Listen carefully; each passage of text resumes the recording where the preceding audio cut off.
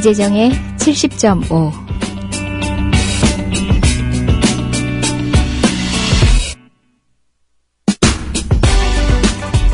너희는 순경이 덤벼들면 지서장을 보여주고, 지서장이 덤벼들면 경찰서장을 보여주고, 경찰서장이 덤벼들면 도경국장을 보여주고, 도경국장이 덤벼들면 치안국장을 보여주고, 치안국장이 덤벼들면 내무부 장관을 보여주고, 내무부 장관이 덤벼들면 대통령을 보여주지만, 우리는 대통령이 덤벼들면 민중을 보여줄 테다.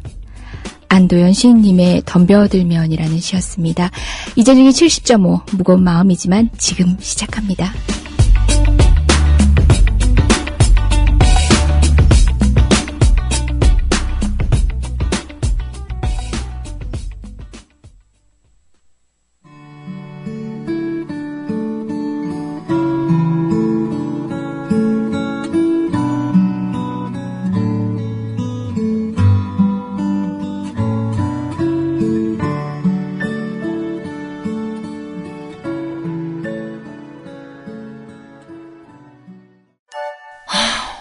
우리 아이 학교폭력 당하나?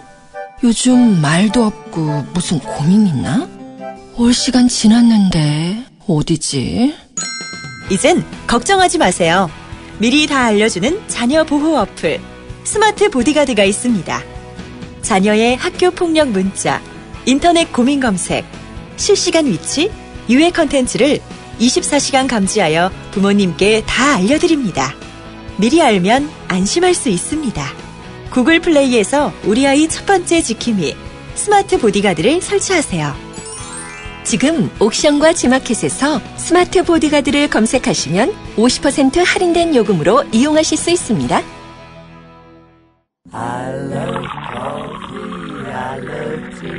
500원으로 즐기는 나만의 커피. 원두 쇼핑몰 헝그리 커피. 최정상급 로스터가 1년 이하 최고급 뉴크롭 생두를 로스팅해 즉시 배송해드립니다. 대량 구매 시 가격이 할인됩니다. 검색창에 헝그리 커피를 검색하세요. 헝그리커피.com. 헝그리 커피에서 원두를 구매하시는 분들께는 차량용 국민TV 스티커 2매를 함께 보내드립니다. 네, 안녕하세요. 11월 8일 국민TV 이재정의 70.5입니다. 안녕하셨어요? 한 주간요. 계속 쌓이고 있는 가슴 무거운 소식들. 그러면서도 저 기다리셨죠? 특히 오늘 코너 기다리신 줄로 알고 있습니다. 첫 곡은 안도현 시인님의 시를 소재로 만든 거죠. 시가 가사인 것 같아요. 연탄 한 장이라는 곡이었고요. 오프닝도 안도현 시인님의 시로 골라봤습니다. 그냥 오늘 모실 분들 바로 모셔서 말씀 바로 나눌게요. 이재정의 70.5의 부속품 코너. 이런 변이 있나의 승소 변호사 이재정, 박주민, 그리고 패소 변호사 이광철 변호사님 모셨습니다. 어서 오세요. 네, 안녕하세요. 안녕하십니까. 상처에 소금을 뿌리는 우리 이재정 변호사님. 예. 원래 아픈 사람이 이렇게 구박을 줘야 빨리 낫습니다. 예, 승소하기가 힘든 거죠. 패소 변호사가 잘못한 게 아니라 승소 변호사가 훌륭했던 거라고 저는 생각하고 있습니다. 어떠십니까? 저도 같게 생각합니다. 예. 워낙 훌륭하신 두 분 변호사님을 모시고 이렇게 말석에서 방송을 할 수 있는 영광에 대해서. 그러고 보니 말석에 앉아 계시네요. 예. 그러니까 자리는 알아서들 찾아가시더라고요. 그렇죠. 네. 지금 웃고 얘기하시지만 조금 전까지만 하더라도 아직도 이제 채다 가라앉지 않은 여러 가지 의문들, 그리고 분노라고 표현해도 되겠습니까? 이 전문가 변호사님 프로페셔널한 분한테. 그러니까 제가 분노했습니다. 그 말씀부터 먼저 나눠볼까 해요. 어떠셨어요? 여러분들 언론 통해서 많이들 보셨죠? 안도현 시인님 배심원 판결에서는 전원 유치로 무죄 판결이 났었는데요. 결국 담당 판사가 선고를 미뤘습니다. 그리고 미루면서 예단이 느껴지는 발언을 언론을 통해서 했죠. 아니나 다를까 판결 선고는 우리 예상을 빗나가지 않았습니다. 현장에 계셨었어요. 그죠? 이광철 변호사님. 예. 뭐 사실 오늘 어제 선고가 있었고 이제 오늘 또 이재정 변호사님 70종 후에 또 방송 출연이 예정돼 있어서 좀 기쁘고 좀 환한 소식을 좀 전해 드릴 수 있었으면 좋겠다 이제 이런 생각을 했었는데 다 이제 그 언론을 통해서 소식을 들으셨겠습니다만은 어제 10시에 이제 선고가 있었고요. 예상대로 판사는 후보자 비방 부분에 대해서 유죄를 선고하고 대신 배심원 판결의 그 무게를 존중해서 양형에 관해서는 선고유예를 선택해서 유죄는 유죄이나 처벌하지 않겠다 이런 얘기를 피력을 했습니다. 그 선고를 듣고 그리고 나와서 어제 하루를 보내면서 어제 하루 동안 분노의 마음을 좀 지체하기가 어려웠습니다. 그것은 뭐냐면 그 법정에서 14시간 동안 정말 진지한 눈망울로 어려운 법리 그리고 그 많은 자료들을 하나하나 다 지켜보고 또 증인신문, 피고인신문들을 지켜봤던 그래서 그들이 고뇌 끝에 내렸던 그 판결을 마치 지역주의의 포로가 된 것처럼 그 사람들이 정치 논리에 휘둘려가지고 아무 생각 없이 법은 유죄인데 그런 법리에 반해서 무죄 판결을 한 것처럼 그렇게 매도하는 보수 언론들의 공세도 참으로 견디기 어려울 정도로 좀 분노스러웠고 더군다나 담당 재판부 그 배심원들과 같이 14시간 동안 재판을 주재하고 그 사람들과 함께 그 14시간을 숨쉬었던 재판장조차 법정에서 정치적인 지역적인 정서가 개입될 우려가 있었다는 식으로 그 배심원들을 모독할 때 이건 정말 국민참여재판을 도입한 취지를 정면으로 훼손하는 우리 사법의 신뢰를 무너뜨리는 정말 이해할 수 없는 처사라는 생각이 들었어요. 국민참여재판에 관한 국민의 형사재판 참여에 관한 법률 제1조를 보면 국민참여재판의 그 도입 취지를 사법의 민주화와 형사재판에 대한 국민의 신뢰를 높이기 위하여라고 분명히 명시하고 있는 것이고 물론 이제 그것들이 도입 초기에 배심원들의 판결의 효력을 어느 수준에서 인정할 것이냐 하는 부분은 낮은 단계에서부터 해서 이제 조금씩 더 정착시켜 나가겠다는 고려가 있는 것이라면 적어도 그 배심원들의 판결을 설령 받아들이지 않더라도 그런 식으로 배심원들의 판결을 재판장까지 나서가지고 그렇게 깔아뭉개면 그 8명의 배심원들, 국민들은 그 사람들의 자긍심과 명예는 무엇가 되며 또 국민참여재판을 통해서 우리 사법정책당국이 도모하고자 했던 그 사법의 민주적 정당성 그리고 재판에 대한 어떤 그 국민들의 참여를 통해서 신뢰를 높이고자 하는 그러한 정책적 고려들은 무엇가 되는지 정말 분노를 참을 수가 없었습니다. 저런 사람이 국민참여재판에 대해서 감성 판결이니 이러쿵저러쿵 떠들어대는 것도 참을 수가 없었는데 어쨌든 하루 종일 좀 어제 분노스러웠고 이제 그걸 좀 정리해서 항소심에서 어느 이제 페이스북 친구분께서 이제 그런 얘기를 하시더라고요. 항소심에서 꼭 잃어버린 무죄를 꼭 되찾아와라 이렇게 말씀해 주시는데 힘을 얻고 다시 한번 또 시작해 보겠습니다. 변호사님이 계속 항소심 하실 거죠? 승소 변호사를 뭐 좀 보완해야 된다든지. 제가 안도현 선생님께 승소 변호사를 한번 이렇게 그러면 뭐 제가 이제 브로커가 돼서 이제 수임료의 일부를 제가 받는 겁니다. 그런 말씀하시면 위험합니다. 변호사법 위반입니다. 위반이죠. 예. 아니 참 저희가 이렇게 분노하지만 그게 비단 이 판결의 결과에 대해서 아쉬움 때문이 아니잖아요. 그렇죠. 예. 지금 사법제도 전반에 대한 우려, 그분이 법관이라는 지위에서 사법부의 일원이 되어서 지금 국민의 안위를 좌지우지하는 판결을 내리고 있다는 이 세태에 대해서 저희가 지금 걱정하는 거죠.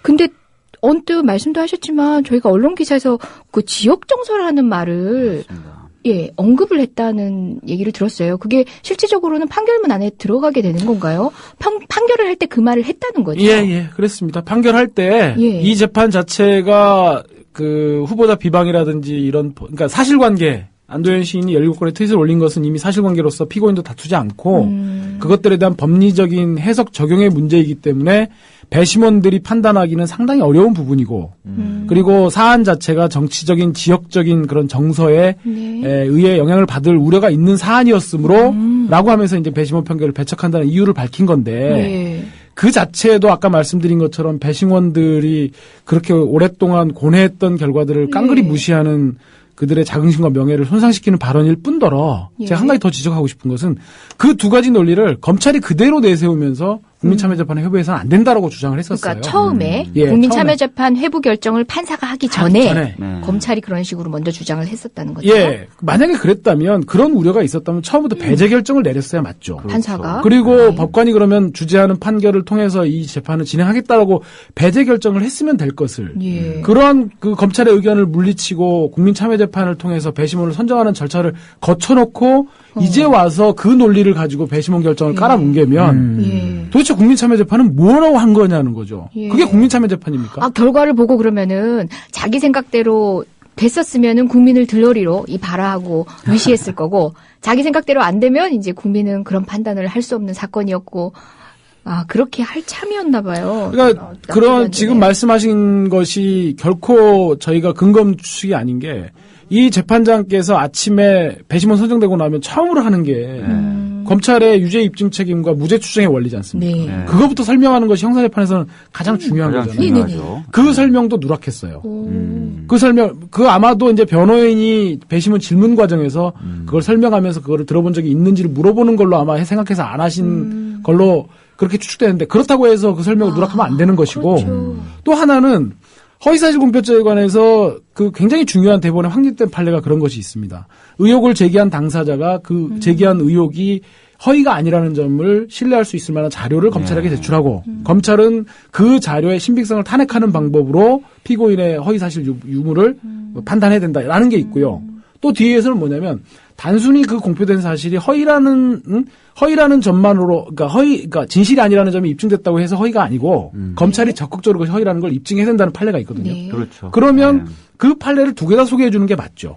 예. 그런데 그날 당일날 재판장은 앞에 판례만을 배심원들에게 얘기하면서 피고인이 제출한 자료가 신빙성이 있는지를 봐라라는 식으로 배심원들에게 그것만 판단하면 네. 이제 법리적으로 끝나는 거라는 식으로. 그런 식으로 얘기를 네. 했고요. 그러면 그 자료에 바탕해가지고 검찰이 입증한 것들이 그것이 허위라는 것을 적극적으로 입증했는지를 봐야 되는 부분이 포인트인데 네. 뒤에 부분들은 아예 배심원들에게 아예 얘기도 안 해주면서 나중에 결국은 무슨 어려운 법리니 하면서 배심원 예. 무죄 판결을 깔아뭉갰기 때문에 그 결정 자체가 정말 공정한 재판 진행을 통해서 배심원들이 충분히 심증을 형성할 수 있도록 진행된 결과에 따라서 그것이 상충되었다고 보기가 어렵고 예. 방금 전 이재영 변호사님 말씀하신 것처럼 처음부터 어떤 하나의 결론들을 배심원들에게 계속적으로 주입하고자 시도한 끝에 나온 것이기 때문에 더욱더 분노스러운 거죠.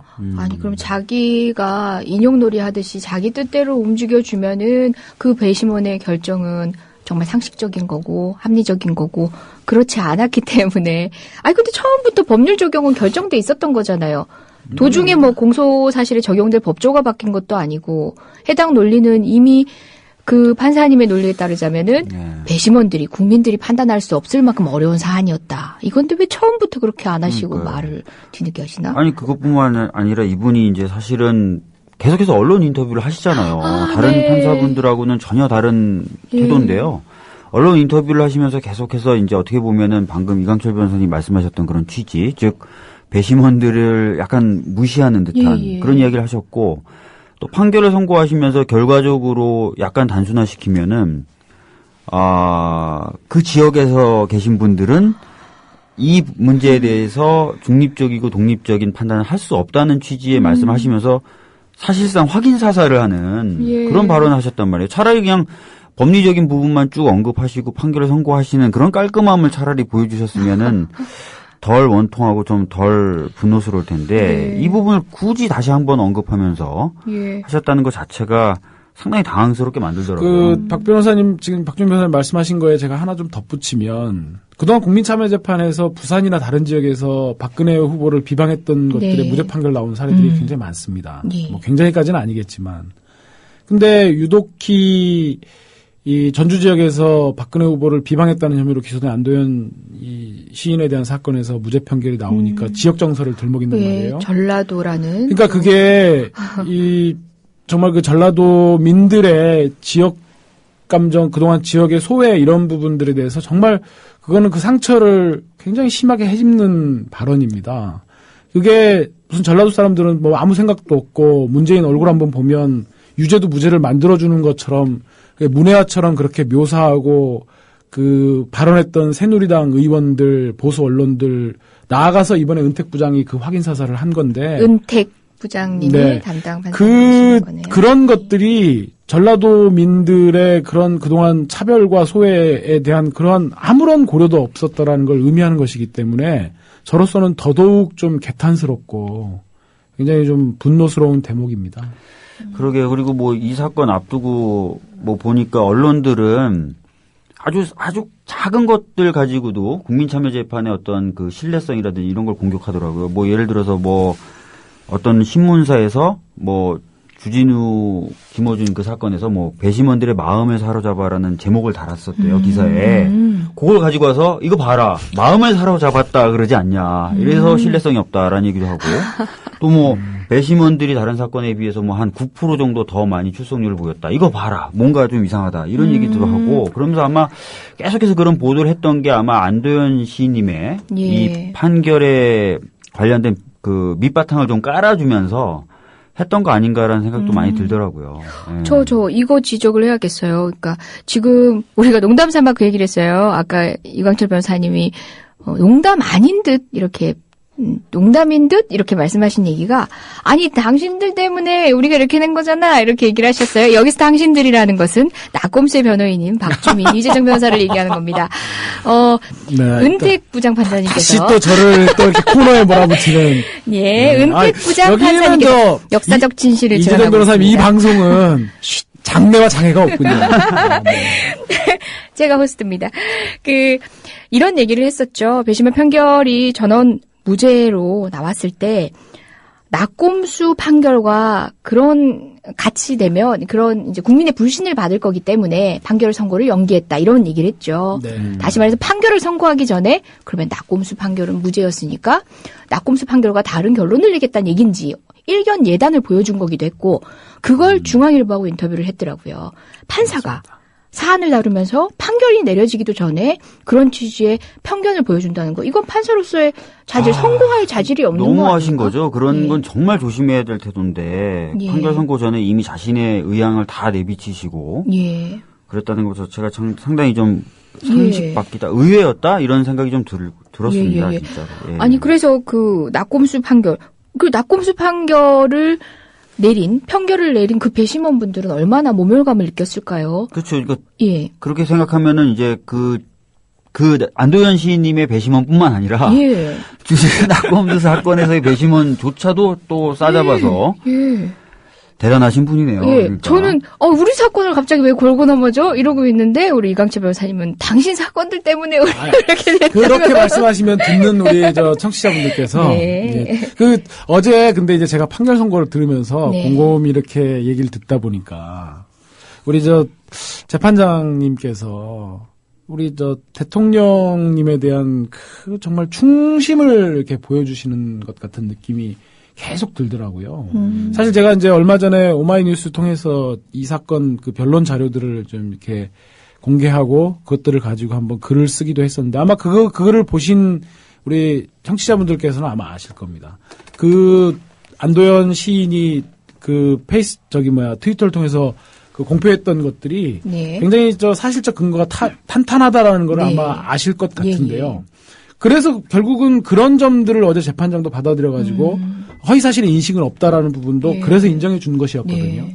근데 보면 정말 사실 그 유목을 만약에 박근혜 대통령께서 과거 어느 한 시절에도 소장했다라고 그런 식으로 판결 이뤄도 나가면 굉장히 민감하잖아요. 예. 저희 변호인이나 피고인은 그것까지는 전혀 고려하고 있지 않지만 예. 어떻게라도 조금이라도 흙탕물이 튈까 두려워가지고 정말 그것들을 정말 철저하게 분리해서 이 유목에 현재 누가 소장하고 있는지 진위불명이기 때문에 피고인을 공표한 사실은 뭐 허위에 해당한다고 할 것이고 뭐 다만 뭐 허위의 인식은 없었다고 할 것인데 후보자 비방도 공익을 위한다고 하는 것은 명목상의 동기에 불과하고 그냥 박근혜 후보를 낙선시킬 목적으로 이렇게 했다고 하는 걸 보면서 참 과거에 우리 님에 대한 그지없는 정말 충심을 보여줬던 저는 송강정철 선생이 막 갑자기 떠오르고 그냥 뭐 떠올리셨다는 예, 거죠. 현대판 왠지 뭐, 모르겠지만 떠오르셨다는 현대판 거죠. 그 미인곡을 다시 듣는 듯한 그 판사님의 뭐 심중에 저희가 알겠습니까? 그렇죠. 뭐 법과 양심에 따라서 판단을 하셨을 때고 본인도 판결을 하시면서 수차례 얘기한 게 직업적 소명을 얘기하셨다면서요. 소명에 따라서 판단을 하셨겠죠. 다만 우리의 상식이 납득할 수 없어서 의문일 따름입니다. 저 하나는 꼭 지적해야겠어요. 지금 국민 배심제 때리기에 나선 보수 언론들이 있는데 이분은 저희가 얘기를 해야겠어요. 실명 거론해서. 저기 이 실명제가 돼야 되거든요.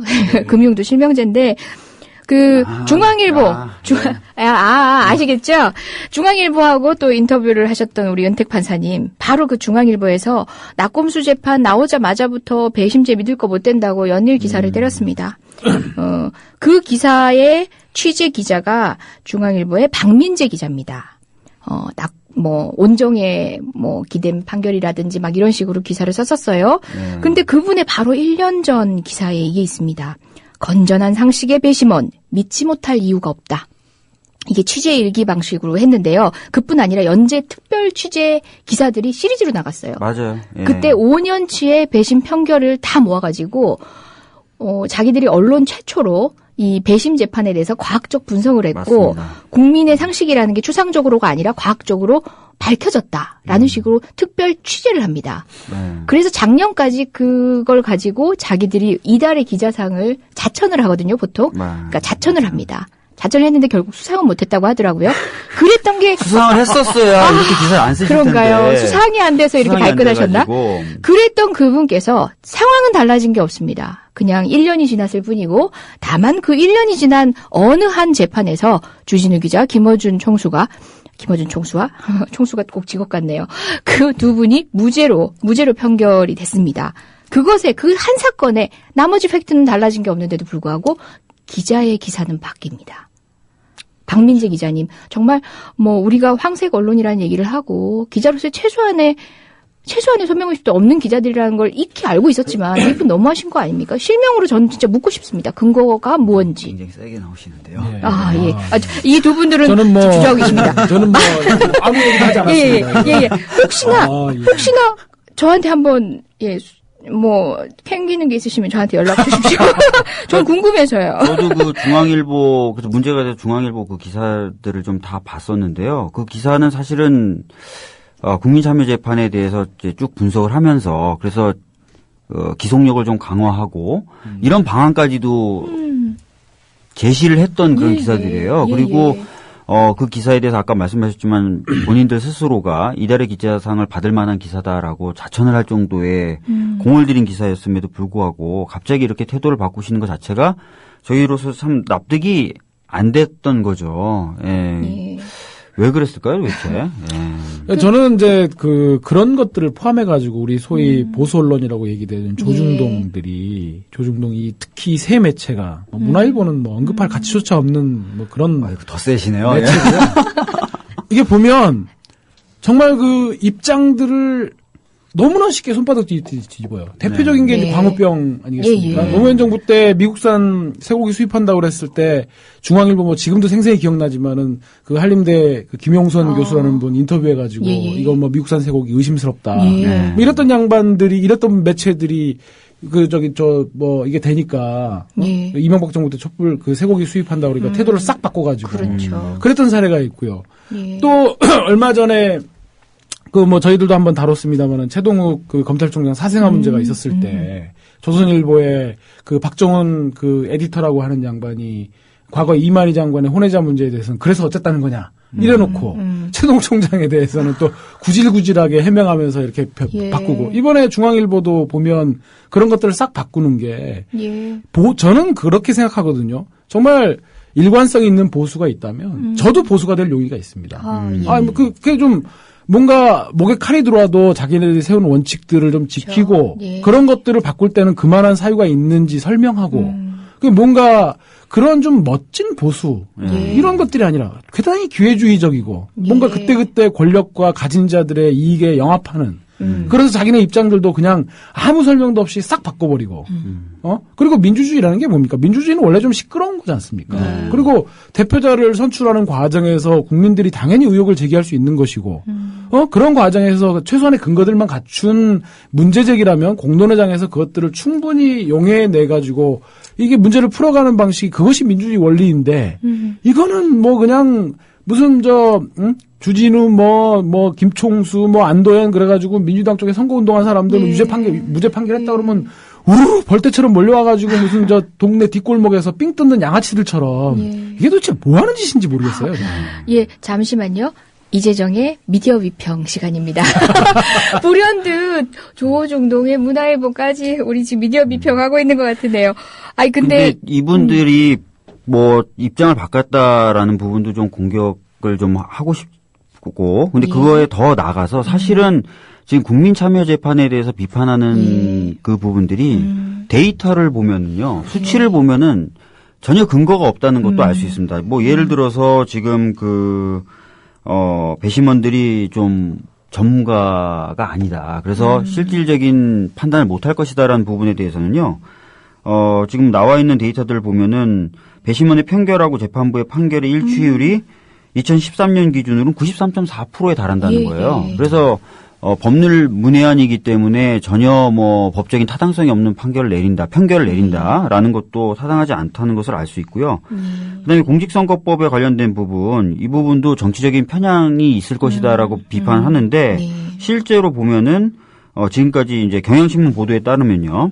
한 11건 정도를 분석했을 때, 판결과 판결이 다른 건 단 한 건이었는데, 그 한 건도 사실관계 확정 부분이 아니라, 법리적인 부분에 있어서의 차이가 있었던 부분인 것으로 나타나고 있어요. 그렇다면은 사실 정치적 편향성이라는 부분도 데이터상으로 봤을 때는 드러나지 않는 걸로 볼 수 있고요. 그러니까 결과적으로 지금 대표적으로 국민참여재판에 대해서 우려하고 있는 두 가지 지점이 실질적인 어떤 수치나 사례들을 봤을 때는 전혀 드러나지 않는 부분인데 이걸 그냥 우려가 있다라는 말로 계속해서 이제 비판을 하고 있다는 것이죠. 저는 이제 한 가지 제한, 그러니까 뭐 제도적인 보완이라면 보완일 수 있는 제한을 한 가지 생각을 한 것이요.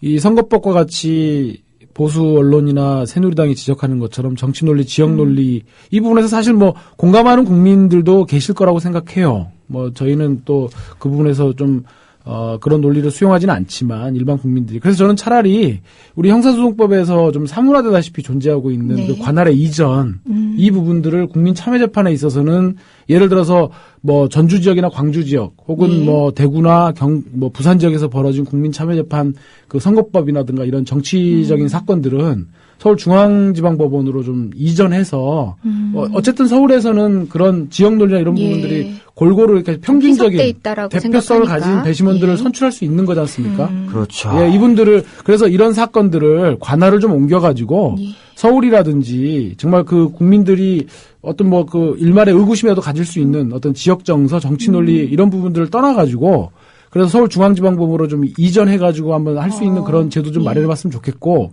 더불어서 제가 담당 변호인으로서 제가 정말 자신 있게 말씀드릴 수 있는 것은 이 사건 저는 부산이나 대구 가서도 무죄 판결을 받아낼 자신이 있습니다. 뭐 그런 것이지 전주 지역의 배심원들이 결코 지역 정서에 휘둘리지 않았다는 점은 제가 이 자리에서 꼭 말씀드리고 싶습니다. 예, 지금 뭐 댓글에서 제가 피식 웃었는데요. 가자동 특파원님. 국민 참여 재판이었다고 하시네요. 담덕님이 또 아주 이 국민 참여 재판 단어가 마음에 안 드시는 것 같다고 미래 창조 재판으로 해서 그냥 우리 타협해 주는 걸로. 아니 듣다 보면 이광철 변호사님이 진짜 보수 같으세요. 이렇게라도 개선점을 찾아보자인데 저들은 아니 뭐 마음에 안 들면 다 없애버리자. 너무 급진적이에요. 너무 급진적이에요. 근데 그 박민재 기자가 그 실험 정신을 가지고 데이터를 다 모았잖아요. 심지어 그 데이터를 이제 법무부에서 요청을 해서 줬대요. 그리고 법무부도 거기에 이제 자기들이 추가 조사를 해서 뭐 대법원도 마찬가지고 그 결과를 가지고 아마 올 초였죠. 그 국민 참여 사법위원회인가요? 정확한 워딩이 맞나요? 거기서 전체적인 자평을 하고 더 확대를 합의를 해야겠다라는 맞습니다. 결정을 내리고 예. 기속력을 더 인정한다. 여기서 기속력이란 거는 배심원들의 판결을 이제 이 갖고 있는 영향력이죠. 영향력을 판결에 대한 영향력. 예, 그렇죠. 예. 판결로 이제 가져가는 그 실질적인 기속력을 인정하는 식으로 원칙을 정했고 그래서 법무부 안이 지금 있었대요. 네, 맞습니다. 확대하는 네, 방법으로 맞아요. 방향으로. 그게 저도 이제 예. 요 관련해 가지고 어제 한번 그 검색을 해봤는데 그 국민 사법 참여 그 국민 참여 재판 뭐 위원회인가 마침 저도 지금 워딩이 잘 떠오르지 않는데 예. 신동훈 선생님이 그 위원장을 맡고 계시고요. 예. 그래서 지금 말씀하시는 것처럼 그 사실상의 기속력으로 해가지고 예. 판사는 국민 그 배심원 판결의 결과를 존중해야 된다는 이런 규정을 예. 좀 넣어가지고 네, 맞습니다. 무게감을 좀 높이고 이제 그랬던 부분들을 마련해가지고 지금 법무부 입법안으로 올라와 있는 걸로 예. 제가 확인을 했고 이번 재판과 관련해서도 그 신동훈 선생님께서 예. 이번에 언론에 한 말씀 하셨더라고요. 예. 요지는 뭐냐면 재판장 스스로가 그런 식으로 열흘 동안이나 선고기일에 텀을 둬가지고 마치 판사가 외부 여론에 휘둘린 듯한 인상을 준 것은 대단히 잘못된 거다. 첫 번째가. 두 번째로 국민참여재판에 참여하는 각 주체들도 만약 그런 우려가 있다면 그 향소송법의 관할의 이전 같은 것들을 활용해서 그런 부분들을 없앨 수 있었는데 그대로 내버려두고 특히 절차 진행을 했던 재판부가 조금 좀 아쉽다 이런 취지로 말씀을 하셨더라고요. 그런 측면에서 저는 정말 다른 누구보다도 이 재판장의 재판 진행에 대해서 정말 유감스럽게 생각할 수밖에 네. 없습니다. 그런 식으로 해서 이미 다 예견될 결과들을 다 물리쳐가면서 국민참여재판을 진행해놓고 이제 와서 정말 국민들 배심원들을 엿먹이는 배심원을 들러리로 만든 이 재판장의 태도가 되게 근데 웃기는 게 오늘 아침에 조선일보에 또 인터뷰가 났던데요. 이 재판장이 또 인터뷰를 하셨어요? 네, 신변에 선고하시고 그 신변에 위협을 느꼈다 이러시면서 열흘 동안 뭐 그러시면서 뭐 그렇지만 그래도 재판장은 우리 법의 집의 최후의 보루로서 뭐 역할을 한다 이런 소리를 하시니까 제가 아니 그럼 구체적으로 신변의 위협을 느낀 내용이 뭔지 좀 밝혀주셨으면 좋겠어요. 네. 아니 이런 식으로 그냥 불투명하게 뭔가가 있었던 것처럼만 하지 마시고. 맞습니다. 국민이 두려웠던 게 정말, 아닐까요? 그냥 밤에 자다가 그냥 악몽을 꾸신 거죠. 국민이 두려운 줄은 아는 거지. 특정 이익을 위해서 본인 행보를 결정하는데 국민이 두려웠던 거지. 악몽을 꿨던 이분 거지. 대단하시네요, 진짜. 아유, 저기 네. 아까 넘어간 댓글인데요. 안 읽고 넘어갈 수가 없는데 아나키스트님이 배심원들이 이 변호사님의 미모와 말에 빠졌다는 기사가 예. 없었나요? 이렇게 물으시는데 거기서 이 변호사님은 이광철 변호사님이세요?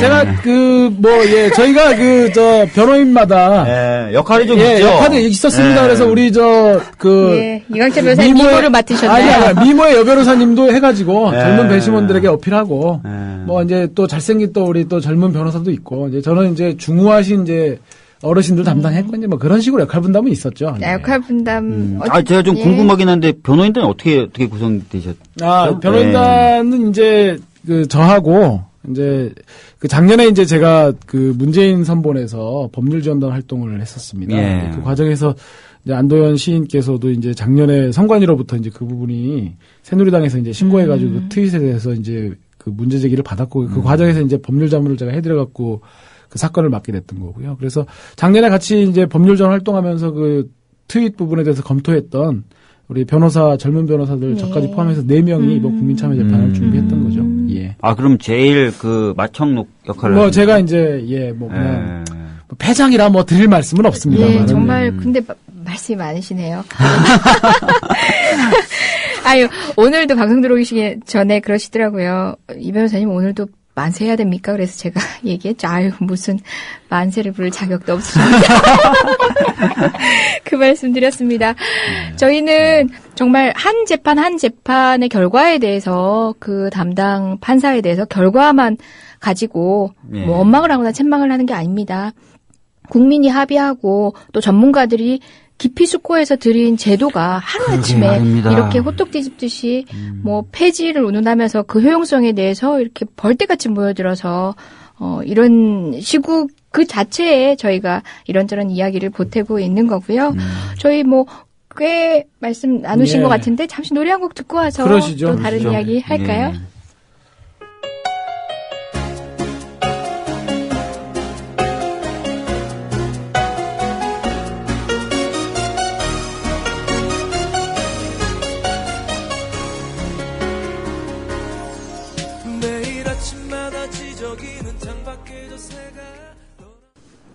여러분은 지금 국민TV 이재정의 70.5와 함께하고 계십니다.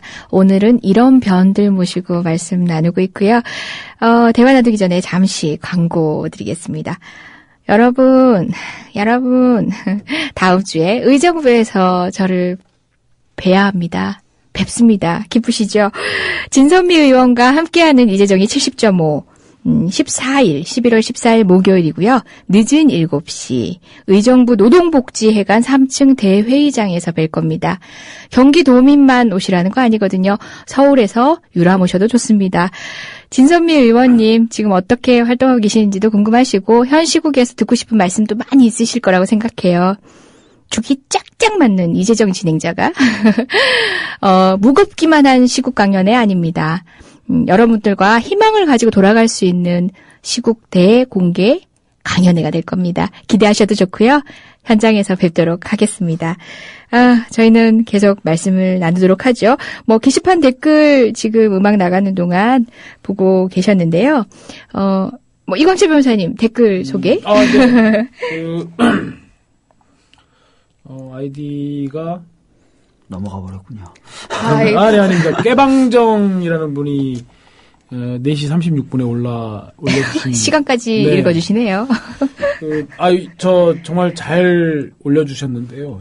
저희도 이 판결을 배심원들에게 여러 차례 강조했고 올려주신 거 보면 이원범이라고 하는 사람이 2002년 그 대선을 앞두고 이원범이라는 사람이 한나라당 의원이었던 그렇죠. 거죠. 그 대전 지역의 한나라당 당원 200명을 앞에 놓고 뭐라고 얘기를 했냐면 노무현 대통령 되면 안 된다. 노 후보 장인이 인민위원장 빨치산 출신이고 애국주사 11명을 죽여 형무소에서 안 들려요. 그러다 죽었다. 이렇게 얘기를 했습니다. 공산당 김정일이가 총회하는 노무현이가 정권 잡으면 나는 절대 못 산다. 이렇게 얘기를 했습니다. 이게 빨치산 출신이 장인이고 애국지사 11명 죽였고 형무소에서 공산당 만세 부르다 죽었다. 네. 그래서 공산당 김정일이가 총회하는 노무현이가 정권 잡으면 난 절대 못 산다. 이렇게 발언을 하셨는데 선거법상 후보자 비방으로 기소되었다가 1심과 2심에서는 후보자 비방으로 인정을 했거든요. 이건데 대법원이 이것을 충분히 공익 목적이 있고 후보자 그러니까 후보자를 대통령으로 뽑는 과정에서 얼마든지 제기 가능한 문제 제기다 해가지고 무죄를 선고한 겁니다. 그러니까 이런 사안들 자체가 무죄가 나는 건데 이번에 안도현 시인의 그런 트윗상의 표현이라든가 다른 선거법상의 그런 무죄 판결들이 법리에 어긋난다는 주장 자체가 도저히 납득이 안 되는 거죠. 배심원들 입장에서는. 지금 대법원 판례를 읽어주신 거죠? 네, 그 내용, 판단의 내용이. 어떻습니까? 어떤 분들은 이 사례를 보면서 노무현 대통령한테 이렇게까지 얘기했는데 이거 유죄 나와야 되는 거 아니에요? 이렇게 생각하시는 분들도 있을 것 같은데 우리 표현의 자유 전문 변호사님, 박주민 변호사님 전문가 사실 입장에서 선거 시기에는 후보자들 또는 후보자들이 낸 정책에 대해서 보다 넓은 그리고 보다 자유로운 비판이 가능해야 되죠. 그리고 그것을 통해서 많은 검증들이 이루어져야 되고요. 그다음에 국제적으로 봤을 때도요. 대통령이라든지 군대 수장이라든지 이런 고위직 공무원들에 대한 것은 비판이 오히려 더 일상적이고 자유스럽고 자연스러운 것이다. 이렇게 인식을 해야 된다라는 어떤 기준들이 마련돼 있죠. 근데 그것들이 우리나라에서는 제대로 좀 안 갖춰져 있다가 최근에 들어서는 국민들이 좀 그런 부분 쪽에 공감대를 이뤄가고 계신 것 같고 그런 공감대들이 반영된 게 최근에 그 국민참여재판에서 판결 결과로 나오고 있다고 저는 보고 있습니다. 그래서 그게 더 자유스러운 건데 오히려 지금 검찰의 기소나 법원의 판단 자체가 이런 국민의 일반적인 공감대와는 좀 아직까지는 차이가 있는 거 아닌가 이런 생각을 하게 되죠. 이광철 변호사님이 지금 항소하신 거죠? 네, 항소했습니다. 항소심도 그러면은 어디서? 거기 이제 전주면 광주 고등법원 전주부가 있습니다. 예. 그래서 그 광주 고등법, 그러니까 전주지방법원에 설치된 고등법원에서 거기서 이제 법리 중심으로 판단을 하게 될 것 같습니다. 아마도 과연 그 배심원 전원의 무죄 판결을 그렇게 배척하는 것이 타당하냐 하는 게 아주 중요한 쟁점이 될 것 같고요. 물론 유죄로 판단한 후보자 비방의 점도 중요한 쟁점이 될 것 같습니다만은 이 배심원 이 판결에 이 효력을 어디까지 인정할 것이냐 하는 부분이 아마 이제 해석상 굉장히 중요한 쟁점이 될 것 같고 검찰도 항소했습니다. 검찰도 허위사실 공표 무죄 부분에 대해서 항소했고 또 선고유예 양형 부분이 대단히 가볍다라고 해가지고 엄벌을 해야 된다. 엄벌해야 한다 항소했습니다. 아이고. 전 이거 문득 제가 궁금하고 함께 얘기를 나눠보고 싶었는데요. 실은 제가 어제 SNS에서 처음부터 이 은택 판사님께서 저희 사건을 걸고 넘어지시기도 했고 이게 과연 적절한 모습인가 싶어서 제가 은택 판사의 그 행동을 끝까지 지켜보겠다. 판결 선고 진짜 어떻게 되는지 지켜보겠다 하다가 어제 선고 소식을 듣고 저도 경로하여 SNS에 글을 조금 저 나름대로는 격하게 제가 할 수 있는 최상의 욕으로 올렸는데 입이 너무 고결해서 제가 욕은 못해요. 근데 저도 좀 무례하게는 올렸습니다. 그렇지만 충분히 비판 과정에서 올릴 수 있는 정도라고 생각을 올렸는데 그 과정에 어떤 분은 그러시더라고요. 판사의 실명을 거론하고 판사의 기수를 거론하고 판사의 출신 학교를 거론하고 이렇게 구체적인 정보를 가지고 판사를 비방할 수 있는 것이냐.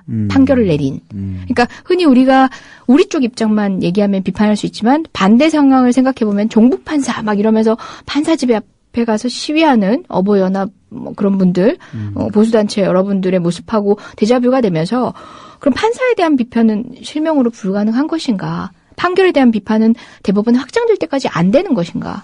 문득 그런 의문을 가지시는 분들이 있는 것 같더라고요. 어떻게 생각하세요? 두 변호사님들은.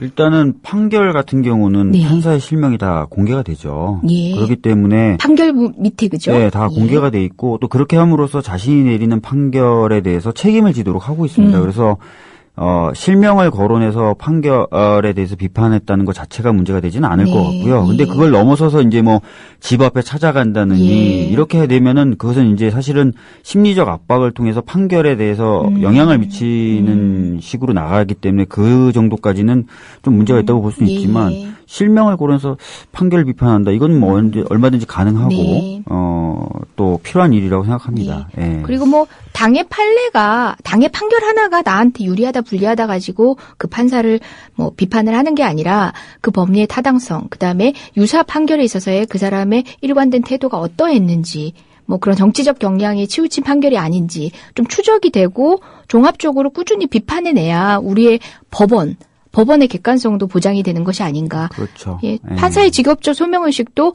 각자 개인에 따라서 편차가 있으면 안 되잖아요. 그러니까 사회 이성으로서 전체적으로 고르게 할 필요가 있는 것이고 그런 역할들이 바로 비판하는 국민들에게서 나오는 게 아닌가. 과거에 이제 강준만 교수가 이제 실명 비판을 해가지고 한때 사회적으로 큰 이제 파장도 있었고 반향도 있었지 않습니까? 근데 이제 아무래도 우리 사회 바닥에 깔린 정서는 사람의 이름을 막 공개하면서 하는 부분에 대해서 어쨌든 좀 그걸 꺼려하는 분위기는 있지 않나 싶은데 저는 오히려 그 강준만 교수가 그때 그런 문제를 제기하면서 근본적으로 던졌던 문제에 대한 문제제기가 있었어요. 실명으로 이게 비판하지 않으면 그러한 행태들에 대해서 자료가 안 남고 그러한 것들이 결국은 지식사회에서 평가가 안 된다. 실명으로 비판하고 그런 부분들이 공론회장에서 그 사람에 대해서 평가할 수 있는 자료가 되고 그걸 바탕으로 해서 우리가 또 한 단계 도약하고 이제 그런 얘기들을 했었는데 우리 보면 공직사회가 그런 게 있습니다. 내가 예를 들어서 법관이다. 그러면 전주지방법원 제2형사부 부장판사 재판장으로서 나를 비판해야지 왜 내 실명을 까냐. 근데 전주지방법원 제2형사부 부장판사가 어디 하늘에서 내려와가지고 뚝딱 떨어져서 하는 게 아니지 않습니까? 결국은 대한민국이라는 나라에서 성장하고 자라서 그 자리에 올라간 사람이기 때문에 결국은 사람이 하는 일이거든요.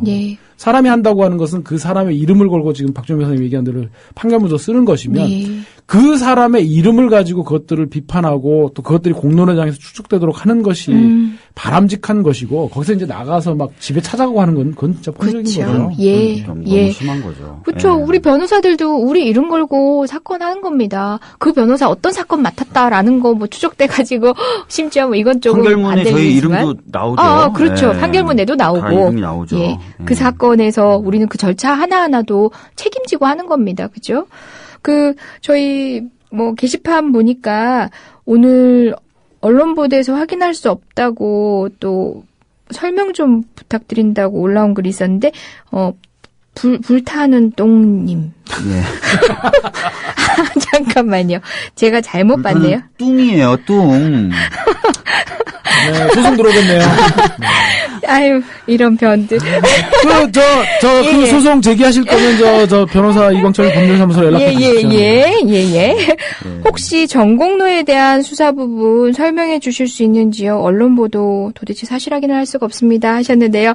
박주민 변호사님 지금 급히 이제 팔로우하고 계신 것 같은데요. 찾아보고 있었는데 보니까 이제 작년 대선 때 공무원 노조가 이제 여러 당에 여러 가지 질의서를 보냈겠죠. 질의서와 태도에 대한 어떤 공무원 노조를 어떻게 대할 것이냐에 대한 질의서도 보내고 또 원하는 정책 방향에 대한 제안도 하고 아마 하셨던 것 같아요. 거기에 대한 이제 답이 왔는데 그 중에 아마 그 문재인 후보 측이 가장 가깝게 답변을 보내온 것 같습니다. 그래서 정책 협약을 맺었던 것 같고 정책 협약을 맺었기 때문에 우리로서는 기호 2번을 찍어야 된다라는 취지의 글을 홈페이지에 게재를 했던 것 같습니다. 근데 그것이 이제 조직적으로 공무원 노조가 선거에 개입한 것 아니냐라는 측면에서 최근에 이제 한 단체가 보수 쪽 단체로 보이는데 고발을 한 거고요. 고발한 거고. 그래서 오늘 전격적으로 이제 압수수색을 했다. 이렇게 지금 알려지고 있는 것 같습니다. 어떤가요? 흔히 공무원이라고 하면은 이제 노조라는 말과 결합하는 거에 대해서 국민 정서는 굉장히 좀 낯설어 하시지만 어쨌든 공무원 노조 합법적인 조직이지 않습니까? 그리고 어떤 사회단체든 간에 선거의 즈음에서 정당과 정책 협약, 그러니까 질의서를 보내고 정책들을 이제 검증을 하고 본인이 지지할지 안 할지에 대해서 물론 단체가 선거 운동을 하거나 할 수는 없지만 법상 그러니까 본인이 정책을 질의를 하고 본인의 입장을 알리는 방식으로도 그 통로를 이용하기도 하고 정책 협약을 맺기도 하고 심지어 정책 협약은 모든 당하고 다 맺기도 하고 그러더라고요. 그런 과정들이 과연 선거법 위반이 될 수 있는지. 그러니까 선관위가 해석하는 부분에 있어서는 어떤 부분이냐면요. 어떤 단체가 자기 내부에서 우리 단체 입장에서는 저쪽 후보가 더 좋은 것 같다. 이왕이면 저쪽 후보를 좀 찍는 게 좋을 것 같다라고 단체 내부에서 얘기하는 것은 선거운동을 보지 않습니다. 지금도 이제 홈페이지에 올려서 이제 다른 외부에 있는 사람들도 볼 수 있긴 하겠지만 홈페이지라는 것이 기본적으로는 자기 소속원들이 보라고 만들어진 것이죠. 그리고 또 그렇게 운영이 되는 것이고. 그래서 우리 조직 입장에서는 저 후보가 제일 좋은 것 같고 하니까 우리 조직에 소속돼 있는 사람들은 저 후보를 이왕이면 찍어라라고 하는 것은 아까 말씀드렸던 선관위의 어떤 그런 입장에 비춰봤을 때는 공선법 위반이 안 될 가능성이 크다는 것이죠. 그리고 두 번째는 선거법 위반 같은 경우에는 공소시효가 6개월이에요. 근데 지금 수사에 착수한다는 건 이미 공소시효가 끝난 거죠. 그런 부분이 또 있고 여러 가지 좀 봤을 때 지금 압수수색 들어간 부분은 좀 과도한 것이 아닌가라고 판단할 수 있고요. 또 지금 이 시기의 미묘함을 놓고 봤을 때는 정치적인 의미도 좀 있지 않나라고 합리적으로 의심을 하게 됩니다. 저는 이제 그 문제에 대해서 좀 그 청취자분들께서 조금 헷갈리실 것 같은 부분을 좀 짚고 싶은 부분이 과연 공무원인데 국정원 직원도 공무원이고 전공로도 공무원이면 그렇게 집단적으로 선거에 개입하는 건 다 처벌이지 않냐 이런 생각을 하실 수도 있을 것 같아요. 근데 우리가 공무원의 선거 개입을 금지하는 근본적인 이유를 생각해 볼 필요가 있습니다. 그것은 첫째로는 선거의 공정성 때문이고요. 두 번째는 공무집행에 있어서 신뢰성을 저하시키기 때문이거든요. 그러니까 이런 측면들 말고 공무원도 기본권의 그 보장을 받는 국민의 한 사람이기 때문에 정치적 표현의 자유 이런 것들을 누린다는 점까지 종합해서 보면 국정원의 선거 개입 부분들은 명백하게도 선거 과정의 결과를 바꾸기 위해서 정말 정보기관들이 개입한 선거의 공정성을 정면으로 훼손한 조치이죠. 하지만 전공로에 소속돼 계시는 공무원분들은 그 자체로서 자신들의 복지라든지 자신들의 공무원으로서의 처우라든지 이런 부분들에 있어서 더 나은 환경을 제공해 줄 후보가 누구인지를 그런 판단하는 과정에서 의사를 표시한 것이고 그거 자체로 인해 가지고 선거의 공정성을 해한다든가 어떤 공무집행의 신뢰성을 무너뜨릴 만큼의 행위를 한 것으로 볼 수는 없기 때문에 그거를 선거법 위반으로 문제를 삼는 것 자체가 굉장히 지금 박주민 변호사님 얘기한 대로 뭔가 정치적 의도가 있다고 볼 수밖에 없는 거죠. 게다가 지금 공소시효 부분마저도 좋습니다. 이런 방송입니다. 여러분들께서 실시간으로 지금 오늘의 현안에서 올려주셔도 이렇게 청사한 뉴스, 사건 파악이 단시간에 되는 이런 훌륭한 변호사님들 두 분을 부속품으로 모시고 하는 국민TV 이재정의 70.5의 부속 방송. 저쪽에 나사로 달려 있겠습니다. 예. 지금 충분히 그런 위치에 계십니다. 네. 저쪽 가르치지 않으셔도 됩니다.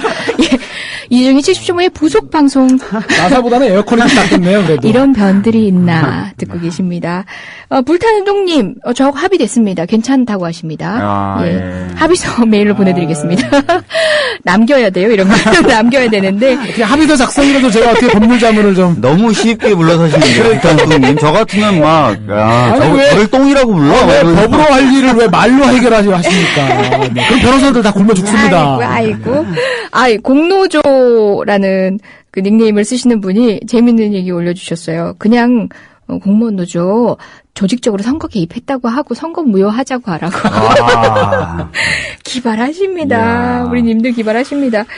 저희 오늘은 처음에 이광철 변호사님 사건을 계기로 해서 배심제에 대한 여러 가지 좀 부당한 공격들에 대해서 얘기를 한번 해보고 싶었고요.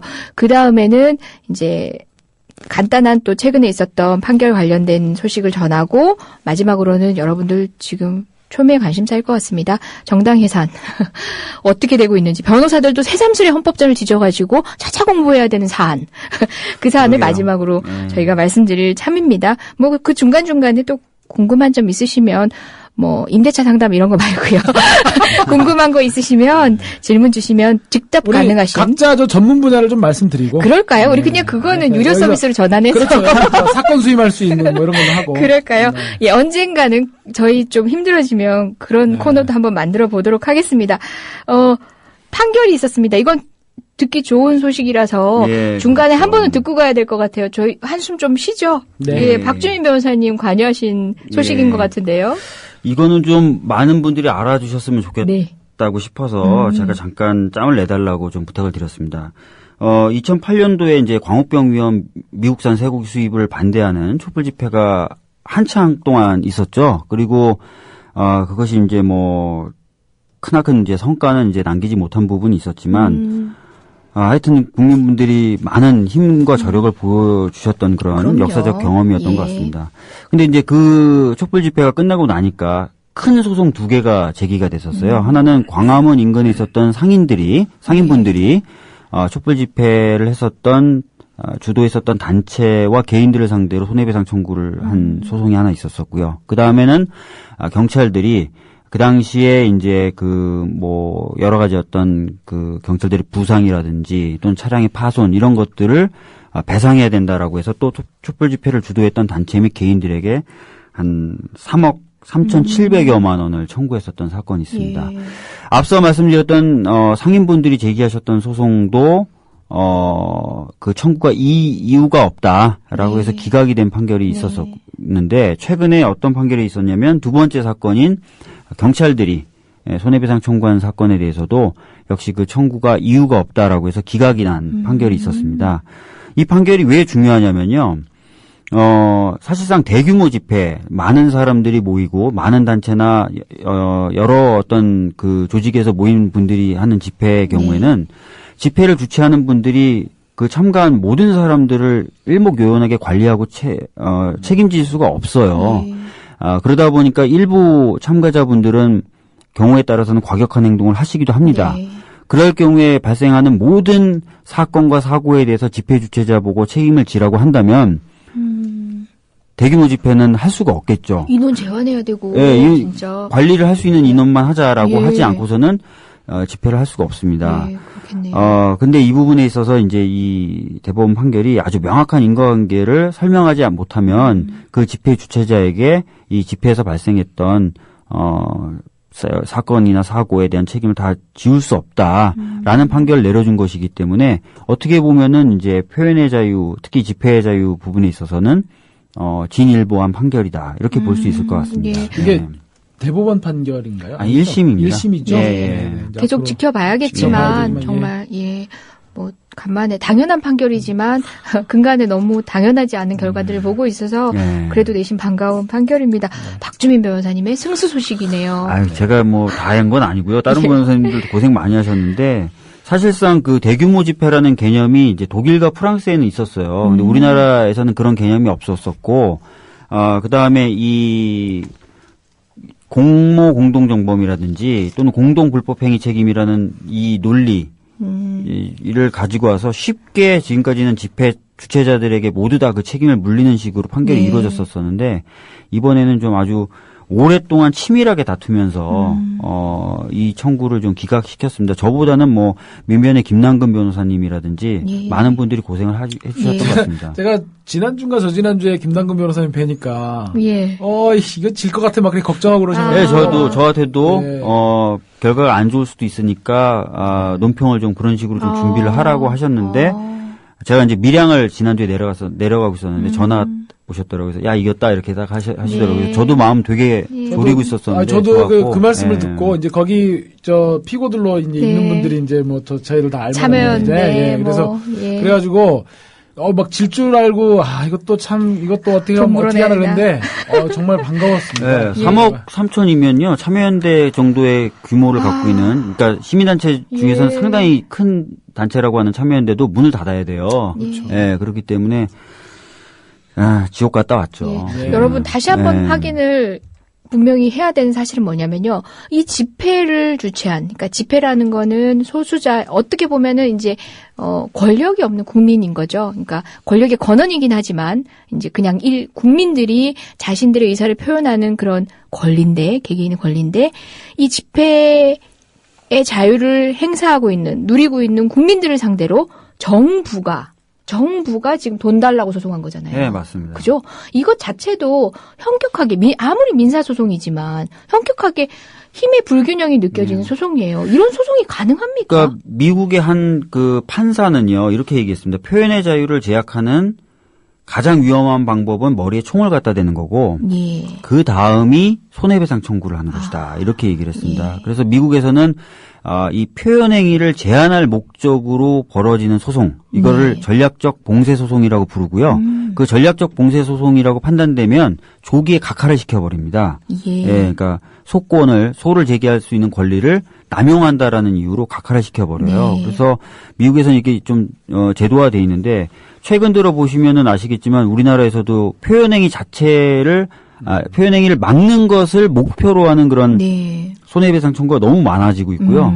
그래서 어떻게 보면 이런 미국의 제도나 이런 것들도 좀 연구해서 도입될 필요가 있지 않을까 생각합니다. 그러니까 거기에 이제 박 변호사님 말씀에 제가 좀 덧붙여서 말씀을 드리자면, 그러니까 미국이 그러한 표현행위로 인한 민사적인 손해에 대해서 전략적 봉쇄소송 이론을 개발해가지고 조기에 각하를 시켜서 표현의 자유를 이렇게 보호할 수 있는 것은 결국은 미국 국민들의 힘이거든요. 그게 미국이 나름대로 쌓아온 자유의 힘들, 그것들은 결국 국민들이 지켜주는 겁니다. 그 표현의 자유가 그런 식으로 위협받을 때 나중에 언젠가는 나도 그런 식으로 위협받을 수 있겠다라고 하는 그러한 어떤 집단적인 어떤 그런 의지 자체가 저는 발현된 것으로 보고, 결국은 우리 사회에서 민주주의를 지킬 수 있는 힘도 이렇게 해서 정말 깨어있는 어떤 국민들의 그런 어떤 집단화된 힘, 이런 것들만이 지금 현재 역행하고 있는 이런 민주주의 위협들을 지켜낼 수 있다라는 점은 꼭 말씀을 드리고 싶습니다. 보다 설명을 한번 자세히 드렸으면 하는데요. 전략적 봉쇄 소송입니다. 이걸 뭐 영어로는 뭐라고 얘기하죠? 이것도 풀이하라 그러면 슬랩이라고 부르죠. 슬랩. 전체는 나중에 풀어드리겠습니다. 빨리 찾아봐야죠. 이게 뭐 풀어서 하면 어떤 의미냐면요. 이제 소수자의 인권이나 또는 이제 개인의 국민의 기본권 등을 제한하기 위한 어떤 조치면서 형식상으로는 민사소송, 그러니까 어떤 개인의 예를 들어서 아까 상인소송이라고 얘기했죠. 집회 때문에 우리가 영업에 있어서 방해를 받았다라고 하는 것처럼 겉으로 보기에는 개인 대 개인 간의 소송인 것처럼 보이는 경우. 그런 경우조차도 이게 전략적으로 그런 식으로 나온 거지 전체적으로 보면은 소수자의 권리라든지 국민의 기본권을 제한하기 위해서 조작된 그렇게 전략적으로 마련된 소송이라면은 각하를 한다 말씀하셨는데 각하가 뭐냐면요. 문전박대예요. 심리도 안 해주고 재판도 안 하고 그냥 들어오지 마 한다는 거예요.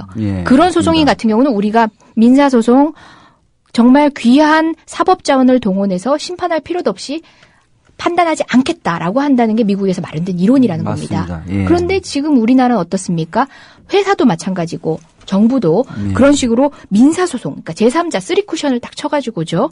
쓰리쿠션을 쳐가지고 그런 식으로 남용을 많이 하고 있는 거죠. 지금 열심히 컴퓨터 화면을 보고 계신데 혹시 슬랩 소송의 플레임을 PD님이 주시고 아마 결정을 하고 계신 것 같은데요. 주셨는데 너무 길고 어렵네요. 중요한 건 이분들은 읽을 수가 없다는 겁니다. 우리를 뭘로 보고 STRA 스트래티직 로스트 어게인스트 퍼블릭 파티시페이션. 죄송합니다, 진짜. 얼추 아시겠죠? 네. Strategic Lawsuit Against Public 악센트가 맞습니까? Participation. 악센트가. 가장 좋아요. 예, SLAPP입니다. 그래서 슬랩 소송, 슬랩 최근에 소송 뭐 어디 원어민 하는데 좀 갔다 오신 거예요? 약간 좀 그 발음에 빠다 냄새가 나네요. 좀 그냥 한번 불려봤어요. 그대들보다는 우월하긴 하네요. 아니 근데 뭐 영어 잘하는 게 뭐 내절 것도 아니고 요새 뭐 기본 아닙니까? 괴롭습니다. 예. 기본도 못하는. 바로. 아니 우리는 부속품 신세인데. 그래서 부속품이죠, 뭐. 예, 본론으로. 바로 이 소송, 이런 법리 자체가 이제 우리나라에서 지금 자꾸 쓰리쿠션 방식으로 뭐 4인 대 4인의 소송을 가장해가지고 소수자를 억압할 때 쓰는 그런 교묘한 것은 우리 법이 허락하지 않겠다. 그러니까 예를 들어서 뭐 국정원이 박원순 현 서울시장을 그렇죠. 상대로 손해배상 청구를 한다든지 또 얼마 전에 또 서울시 남매 간첩단 사건에 관련돼서 기자회견했던 민변 변호사를 상대로 국정원이 또 손배 청구를 한다든지 이런 식으로 해서 아예 말을 최승호 PD 뉴스타파 그렇죠. 최승호 PD 뉴스타파, 얼마 전에 또 말을 못하게 만드는 거죠. 그러니까 손해배상 청구를 함으로써. 근데 이제 거기에 반해서 지금 또 한번 게시판에 올려주신 분이 아이디 물잡이를 쓰시는 우리 청취자분께서 올려주신 검사의 부당한 기소에 대해서 처벌할 수 있는 방법은 없나 물으셨는데 이거랑 정말 참 명확하게 대비가 되는 것 같아요. 그렇네요. 그러니까 전략적 봉쇄소송이라고 하는 이론을 우리 법원은 받아들이지 않고 있고 이제 그런 속에서 물론 박원순 시장에 대한 그때 국정원의 청구는 기각을 했지만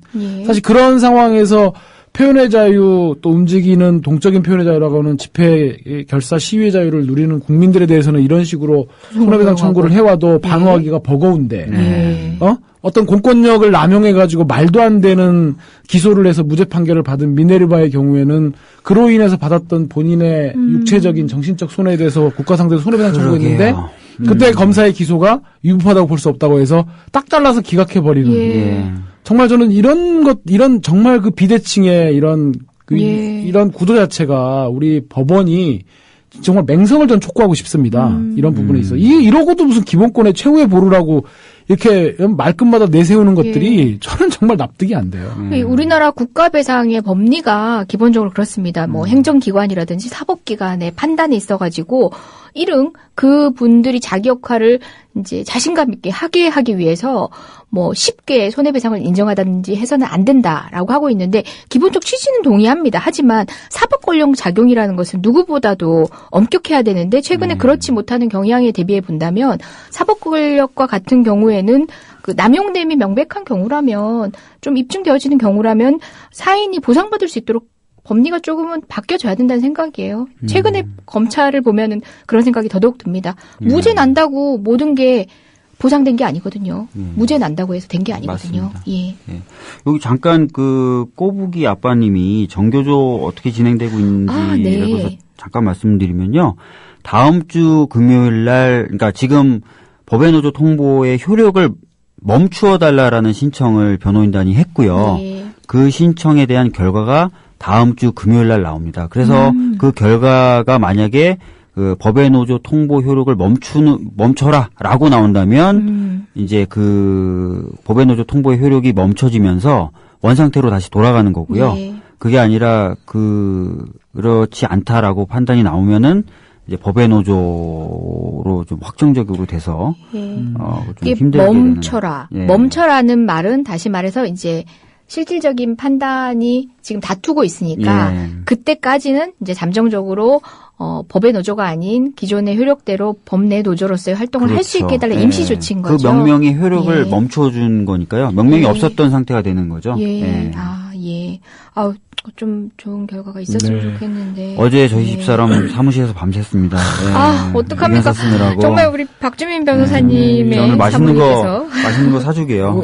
오늘 출연료로 강현구 변호사님 예. 외식하십시오. 좀 출연료로 사 먹일 수 있는 게 별로 없죠, 근데. 그렇습니다. 뭐 에어컨이나 떼어갈까 합니다. 예. 달려있는 에어컨. 예. 그리고 여기 우리 아나키스트님이 올려주신 그 자주민보 취소 청구 소송에 대해서 이렇게 올려주셨는데, 이게 지금 아마 그 인터넷 매체들은 지방자치단체에게 아마 허가권이 있나 봅니다. 이렇게 창설하고, 예. 그리고 그것들 언론으로 활동할 수 있는. 그래서 아마 지금 자주민보의 대표자분이 최근에 국가보안법으로 이제 유죄 확정 판결을 받았고, 이제 그런 와중에서 서울시에서 이 자주민보의 이제 허가를 아마 취소한다, 이제 이렇게 지금 나가고, 그래서 서울시 안에 무슨 위원회인가는 아마 그것들을 승인을 그러니까 의결 절차를 끝낸 걸로 예. 돼 있는데, 저는 소위 말하는 이 종북 논란의 이 와중에서, 과연 이런 식으로 자주민보가 갖고 있는 그런 생각들을 이렇게 매체를 이렇게 허가를 취소하는 것으로 해서 그 생각까지 깡그리 없앨 수 있겠는가 하는 점에서는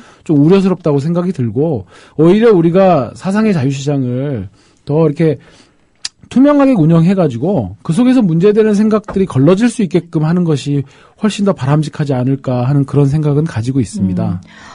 정말 들으면 들을수록 훌륭합니다. 우리 무엇이든 물어보세요. 예요. 웬만한 전문가들도 토론 방송 또는 시사 프로에 섭외를 받으면은 질문지를 미리 받고, 그 다음에 관련된 자기 합리화를 하지 마세요. 진행하고 있어요. 예. 그렇게 해서도 떠십니다. 근데 이 두 분 보십시오. 게시판에 올라오는 것들에 충분히 사안에 대해서 지배를 하고 계십니다. 전 진짜 섭외 능력도 훌륭합니다. 예. 결국은 잡벅으로. 예. 음악 한 곡 듣고 와서 우리 그러면 게시판 상담 그만하시고 우리 원래 하기로 했던 정당 해산권 논의를 시작해 보시도록 하죠. 음악 한 곡 부탁드려요.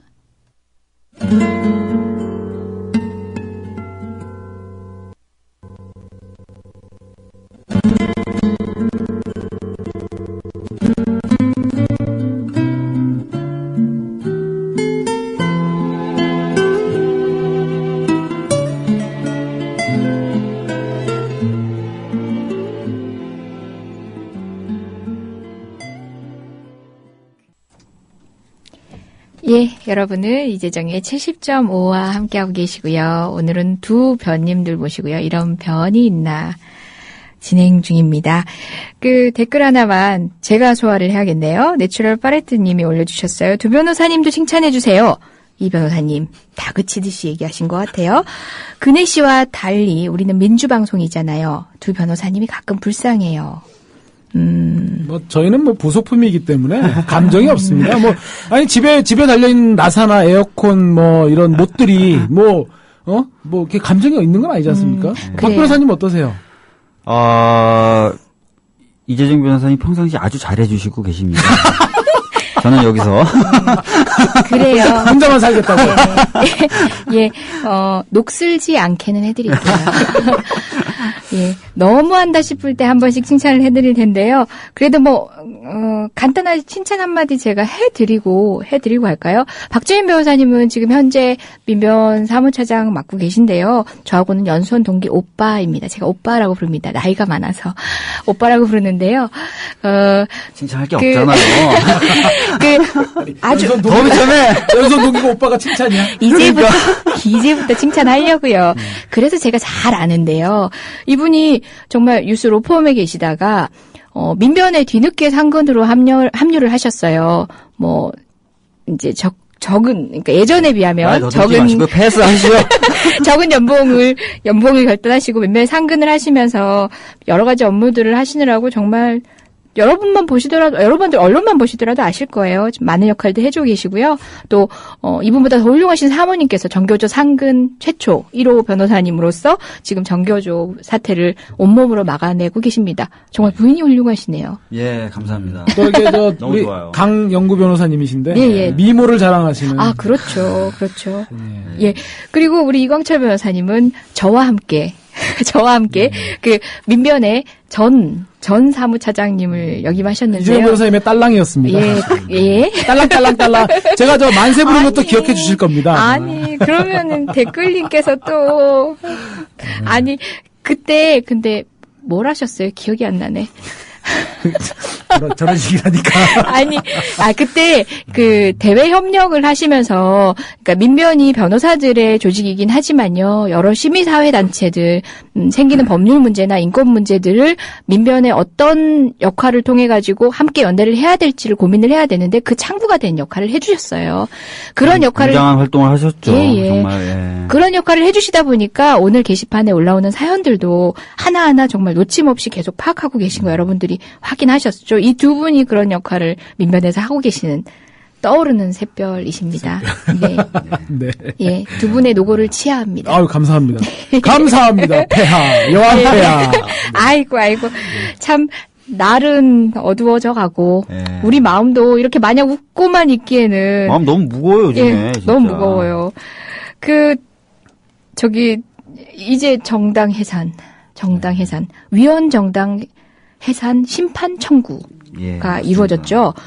2013 헌법재판소 2013 헌다 1호 사건입니다. 1호 사건이죠. 예, 지금 계류 중으로 홈페이지에는 떠 있더라고요. 이런 사태를 목도하게 될 줄 몰랐습니다.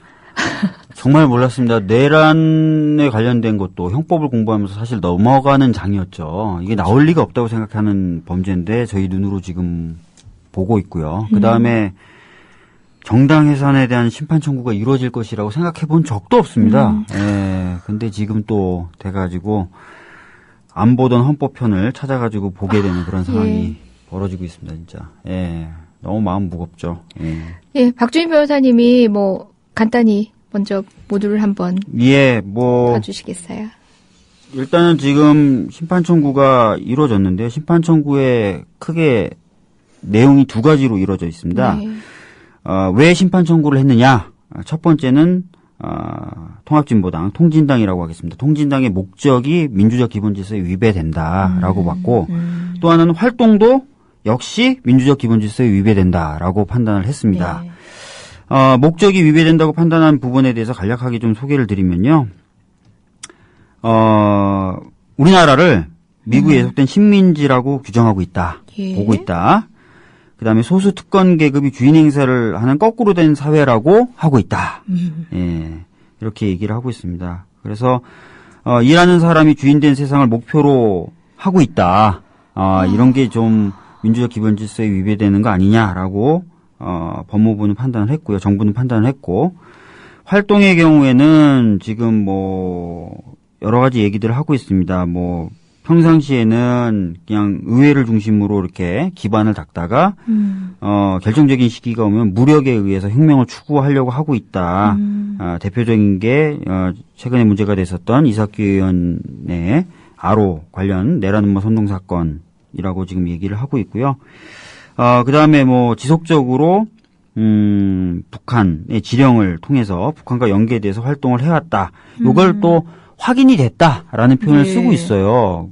사실은 이석기 의원에 대한 사건 이제 시작되고 있고, 지난 몇 년간 아무런 얘기가 없다가 지금 이런 사실이 확인이 됐다라고 평가를 하고 있습니다. 그래서 활동도 역시 이렇게 민주적 기본 질서에 위배되고 있다. 그래서 우리는 이 국가의 정체성을 확립하고 어떤 위험을 배제하고 제거하기 위해서 위헌 정당으로서 해산 심판을 청구한다. 이렇게 보도자료는 정리되어 있습니다. 예. 예. 이게 헌정사상 처음 있는 일이지 않습니까? 헌법재판소가 만들어진 이래로. 그리고 정말 올해 2013이라는 사건 번호를 달고도 1호이긴 하지만 앞으로도 전무할 거라는 예측을 맞습니다. 가감히 합니다. 그죠?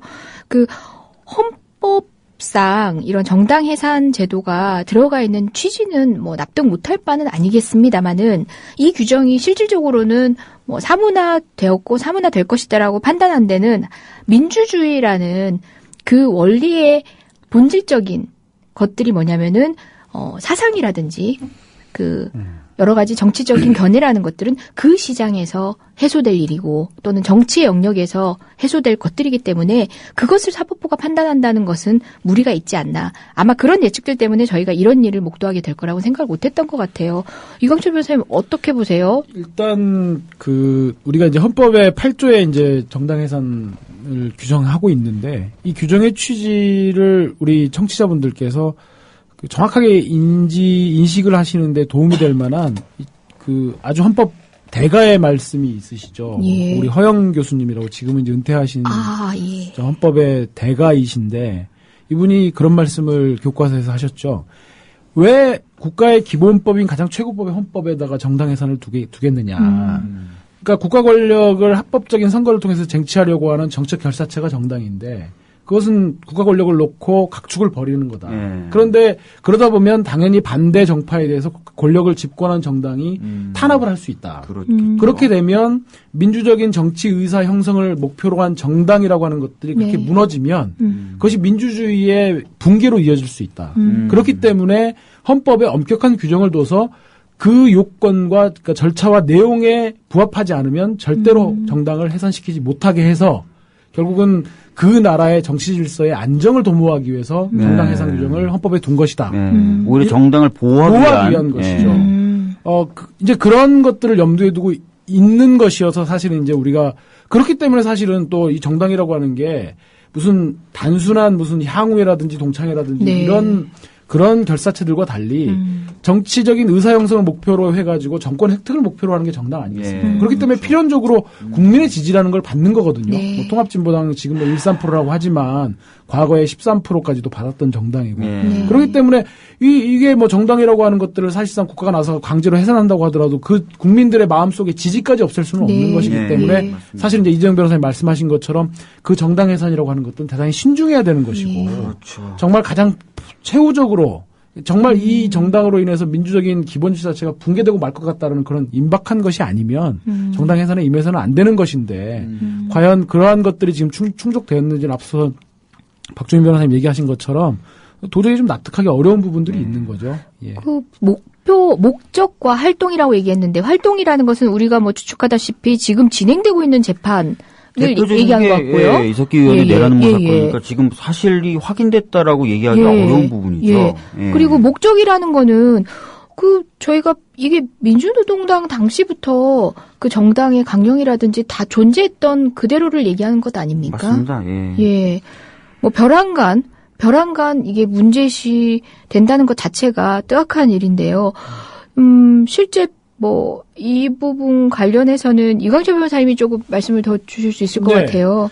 그러니까 사실 이제 지금 이제 목적과 활동이 민주적 기본 질서에 위배된다고 했을 때 이제 목적의 민주적 기본 질서 위배 여부는 정당의 이제 강령이라든지 이제 이런 것들을 기준으로 해서 봐야 될 것 같고 활동이 민주적 기본 질서에 위배되느냐 하는 것들은 이제 그동안 이제 법무가 문제 삼는 것들은 민주노동당 시절부터 뭐 북한과 연계된 간첩단 사건에서 민주노동당이 자꾸 통합진보당이 오르내리고 이제 이런 것들을 들고 있는데 우선 뭐 강령 부분에 있어서는 이게 우리 대한민국을 뭐 미국의 식민지로 본다든가 뭐 이런 것들이 실제로 강령에 있는지는 제가 잘 모르겠습니다만은 설령 그런 규정이 있다고 하더라도 한 나라가 다른 나라의 주권 국가로서 다른 나라의 식민지로 있다는 그런 어떤 언급들 그리고 자주적인 나라의 어떤 위신을 세우자라고 하는 것들이 과연 그 민족 기본 질서에 위배된다고 하는 것인지 좀 의문스럽고요.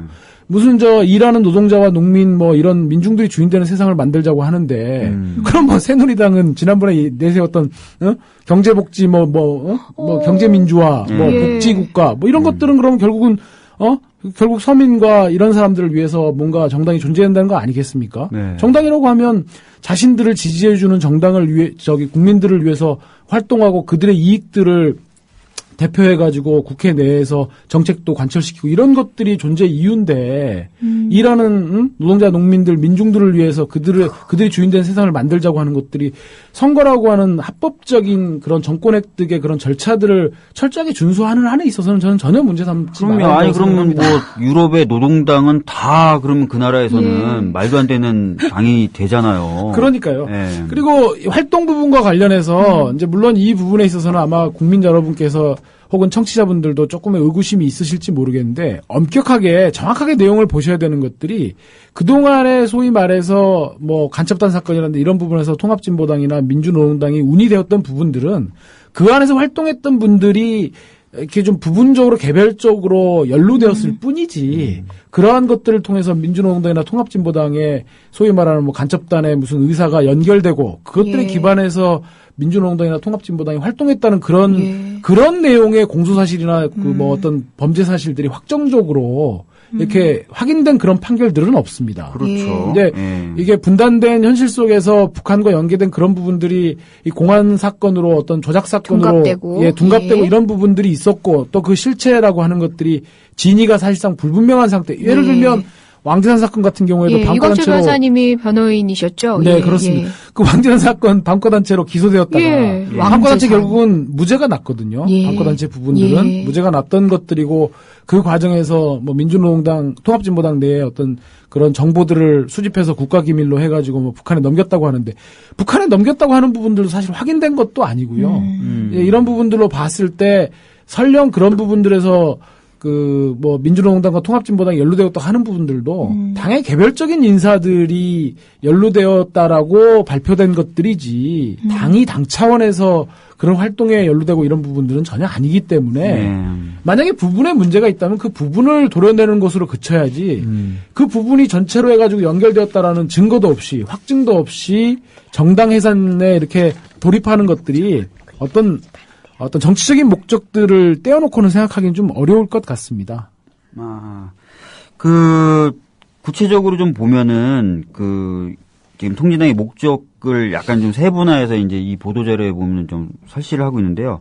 그러니까 뭐 국가보안법 폐지라든지 주한미군 철수, 뭐 이런 주장 자체도, 헌법에 위반된다. 민주적 기본주의에 위반된다고 좀 판단하고 있는 것 같아요. 근데, 아니, 국가보안법 폐지 같은 경우야, 참여정부 시절에는 정말 많은 의원들이 서명까지 했었던 적이 있고요. 그럼 민주당 어떻게 해요? 그러니까요. 그다음에 뭐 주한미군 철수야. 아니 우리나라의 다른 나라 국적의 군대가 주둔하는 게 싫다라는 것은 누구나 생각해 볼 수 있는 문제 아니에요. 근데 이거를 주장하거나 이런 식의 활동을 했다고 해서 이게 이제 민주적 기본질서에 위배된다고 하는 것도 도무지 좀 이해가 안 되고 연방제 방식의 통일에 대한 방법은 여러 가지로 고민해 볼 수 있겠죠.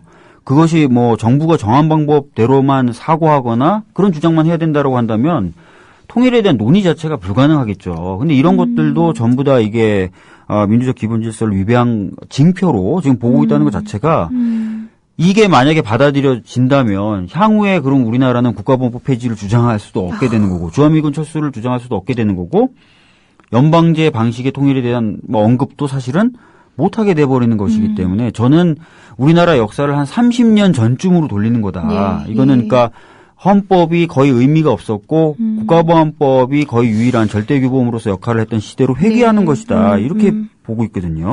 그 연방제 통일과 관련돼서는 제가 청취자분들께 꼭 풀어드리고 싶은 오해가 있습니다.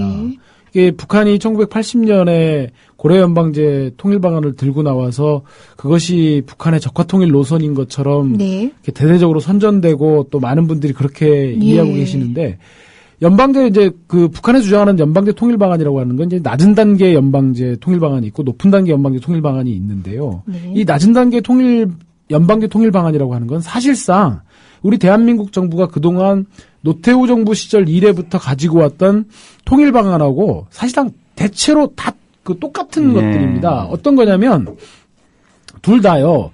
1민족 1국가 2정부 2체제 이 틀 안에서 1단계로 신뢰 회복 2단계로 그러니까 1단계로 상호 교류를 통한 신뢰 회복 2단계로 남과 북이 각자 독립된 자치권을 갖는 각각의 정부로서 연방제 그리고 3단계로 화학적 결합 이 3단계 통일 방안을 상정하고 있거든요. 이게 노태우 정부 이래로 한민족 공동체 통일 방안 이 이래로 지금 대한민국 역대 정부가 한 번도 어긋나지 않는 벗어나지 않는 통일 방안입니다. 이름만 바뀌고 그렇죠. 근데 우리 대한민국의 역대 통일 방안 이 3단계 가운데서 2단계가 남과 북이 각자 1민족 1국가 2정부 2체제로 갖는 이 2단계가 북한의 낮은 단계 연방제하고 똑같은 방식이에요. 사실은 바로 이런 점 때문에 그 2000년 6.15 정상회담 남북 공동선언 제2항에서 북한의 낮은 단계 연방의 통일방안과 남측의 국가연합 통일방안이 상호 유사함을 확인하면서 이 방향에서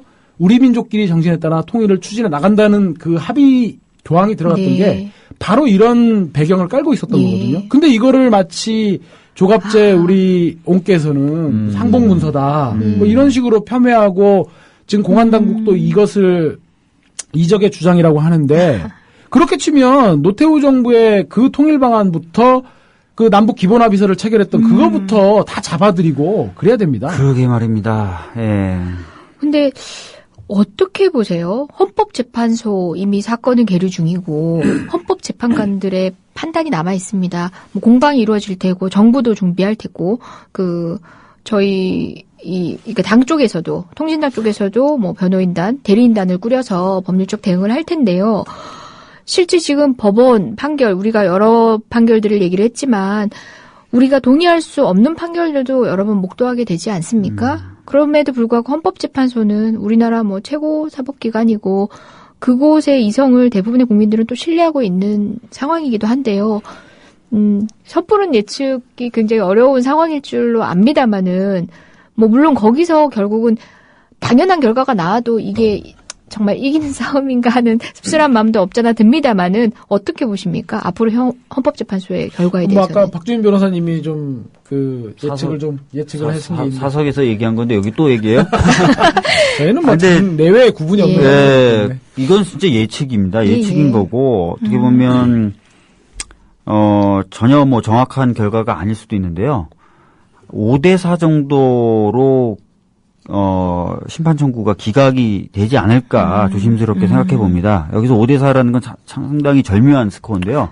간당간당한 거죠. 왜냐하면 6명이 해야 이제 위헌이라고 판단되면서 해산이 되는데 5분 정도만 위헌이라고 하고 4분은 뭐 합헌이다. 정당 자체가 헌법재판관이 9명이다 보니까. 9명이다 보니까 6대3이 6명 이상이면 이제 위헌이라고 판단될 수 있는데 5명 정도만 위헌이라고 이 정당이 위헌적이다라고 판단을 하고 4명 정도는 그렇지 않다라고 판단하는 그런 절묘한 스코어가 좀 나오지 않을까. 그러면서 이제 이 5명의 즉 통진당이 위헌이다라고 하시는 5명이 많은 이야기를 이제 쓰시는 거죠. 거기다가 뭐 통진당 이래서 문제고 저래서 문제라고 다 쓰고 예전에 이제 그 탄핵 관련된 재판 노무현 대통령 보면은 이제 재판장이 쭉 읽잖아요. 노무현 대통령이 이게 잘못됐고 저게 잘못됐고 얘기를 쭉 하지 않습니까? 그것처럼 선고를 이제 하면서 그 5분의 의견을 쭉 얘기하시는 형태로 결정이 나지 않을까 이렇게 생각해 보고 있습니다. 예. 저는 조금 이제 뭐 박주민 변호사님 말씀이 현실적으로 타당하다고 생각이 들면서도 우리 헌법재판관들이나 대법관들, 우리 사법부의 최고 수뇌부들이 그동안 북한 관련 이슈에서 보였던 거의 맹목적 그런 판단들, 그런 경향들이 좀 우려스럽습니다. 국가보안법 관련된 판결에서 특히 예를 들면 제가 이제 최근에 가장 비근한 예로 2008년도엔가 군 불온서적이 터졌지 않습니까? 그거는 그때 당시 국방부 장관이 뭐 책을 읽지 말라는 것도 아니고 영내 반입만 금지시켰던 대단히 전시적인 그런 쇼였죠.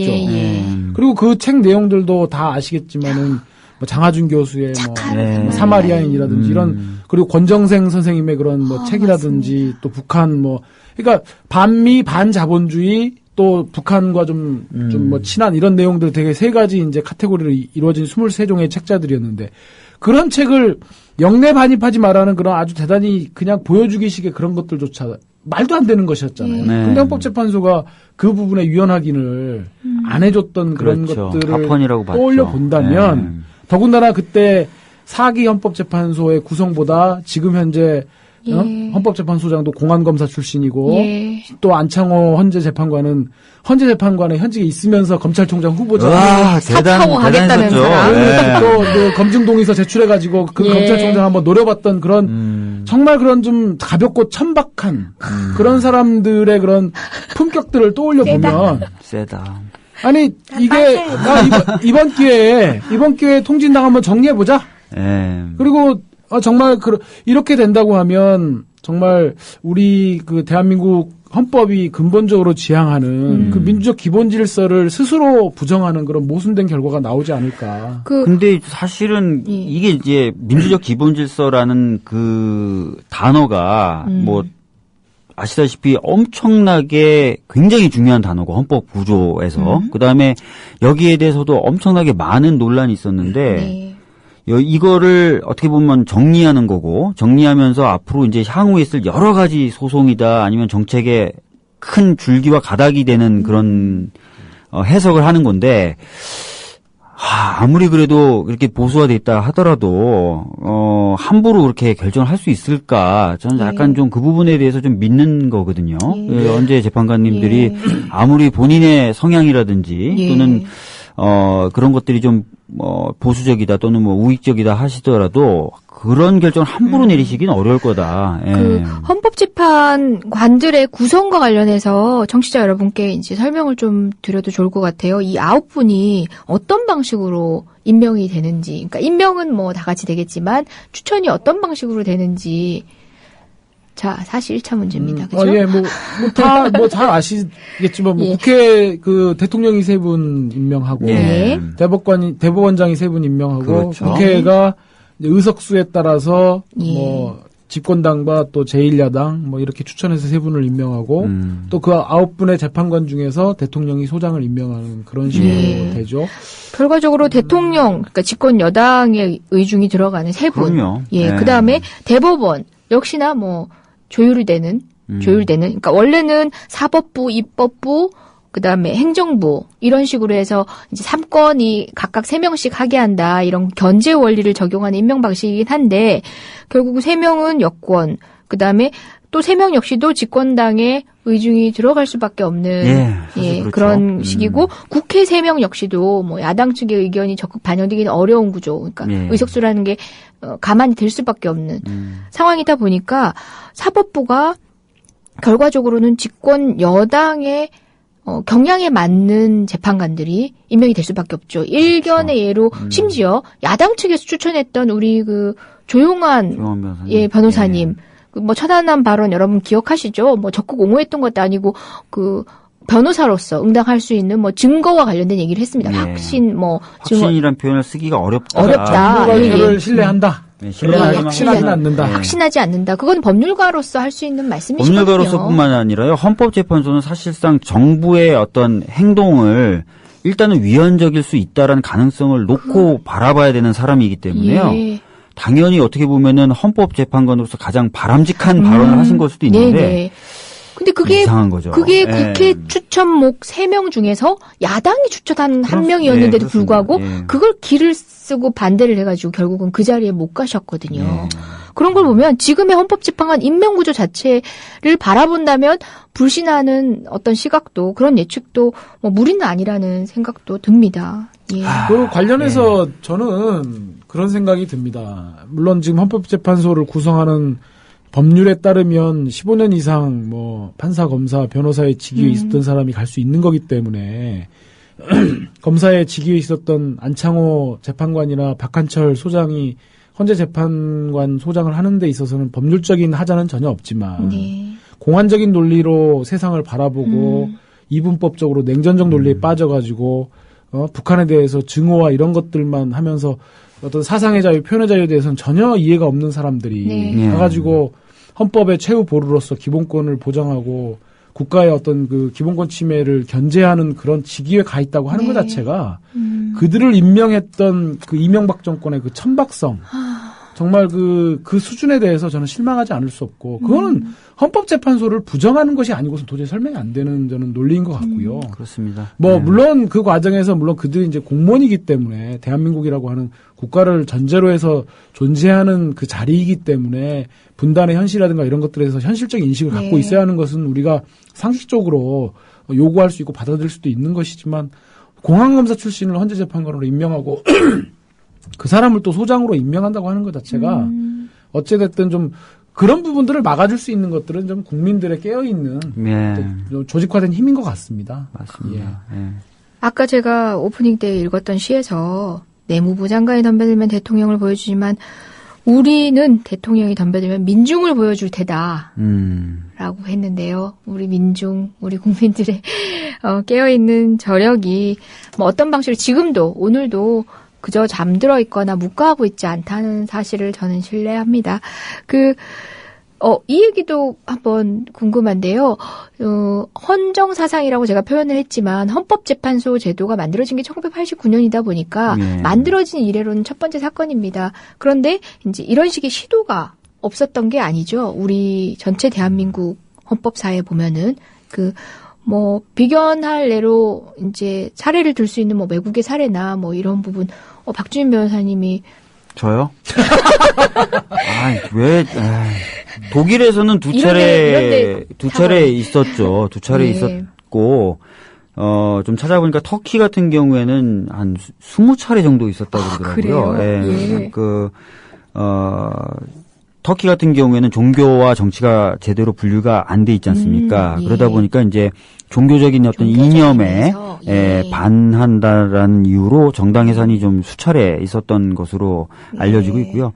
독일의 경우에는 사실은 아시다시피 나치라는 당이 쿠데타를 통해서 집권한 것이 아니라 선거를 통해서 집권했습니다. 그렇지만 그 이후에 권한을 남용하고 뭐 해서 여러 가지 좀 역사에 지울 수 없는 어떤 범죄 행위들을 범했지 않습니까? 네.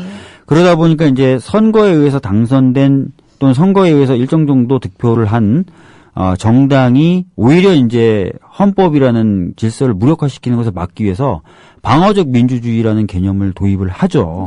그래서 그 방어적 민주주의라는 개념 하에 도입됐던 제도가 바로 그 정당, 위헌적인 어떤 목적을 가지고 또 헌법이 내세우고 있는 질서를 실질적으로 침해할 위험이 있는 그런 정당을 해산시켜버리는 그런 제도들을 마련했고 그 제도에 따라서 두 번, 그러니까 나치당의 후신이라고 평가될 수 있는 정당에 대해서 해산하는 그런 어떤 역사적인 경험이 있는 것으로 알려지고 있습니다.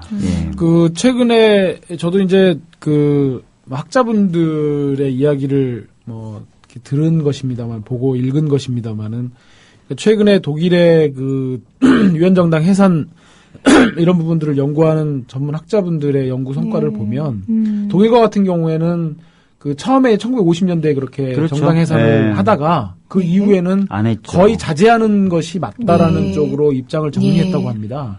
그 이유는 뭐냐면 아까 서두에서 말씀을 드린 것처럼 정당 해산이라고 하는 것이 정당과 같이 긴밀하게 연결되어 있는 국민의 지지라는 것들이 있기 때문에 정당 해산이라고 하는 사법적 절차로 해가지고 그걸 던져버리면 극심한 국론 분열이 일어난다는 거예요. 그러다 보면 정파 간의 대립들이 굉장히 소모적이고 갈등 양상으로 저기하면서 나라가 정말 두동강이 날 수 있는 그런 우려가 있기 때문에 현실 정치 속에서 그러한 부분들의 원심력보다는 구심력들을 강화해가는 식으로 나라를 운영하고 경영해가는 것이 훨씬 더 나라의 통합에 더 도움이 된다라고 하는 그런 지혜를 터득한 것이라고 이렇게 말씀들을 하시더라고요. 그러니까 그런 측면에서 이번에 통합진보당을 그렇게 헌법재판소의 사법적 정쟁의 장으로 툭 던져놓는 것은 지금 벌어지고 있는 것처럼 극심한 국론 분열이 일어나는 거 아니겠습니까?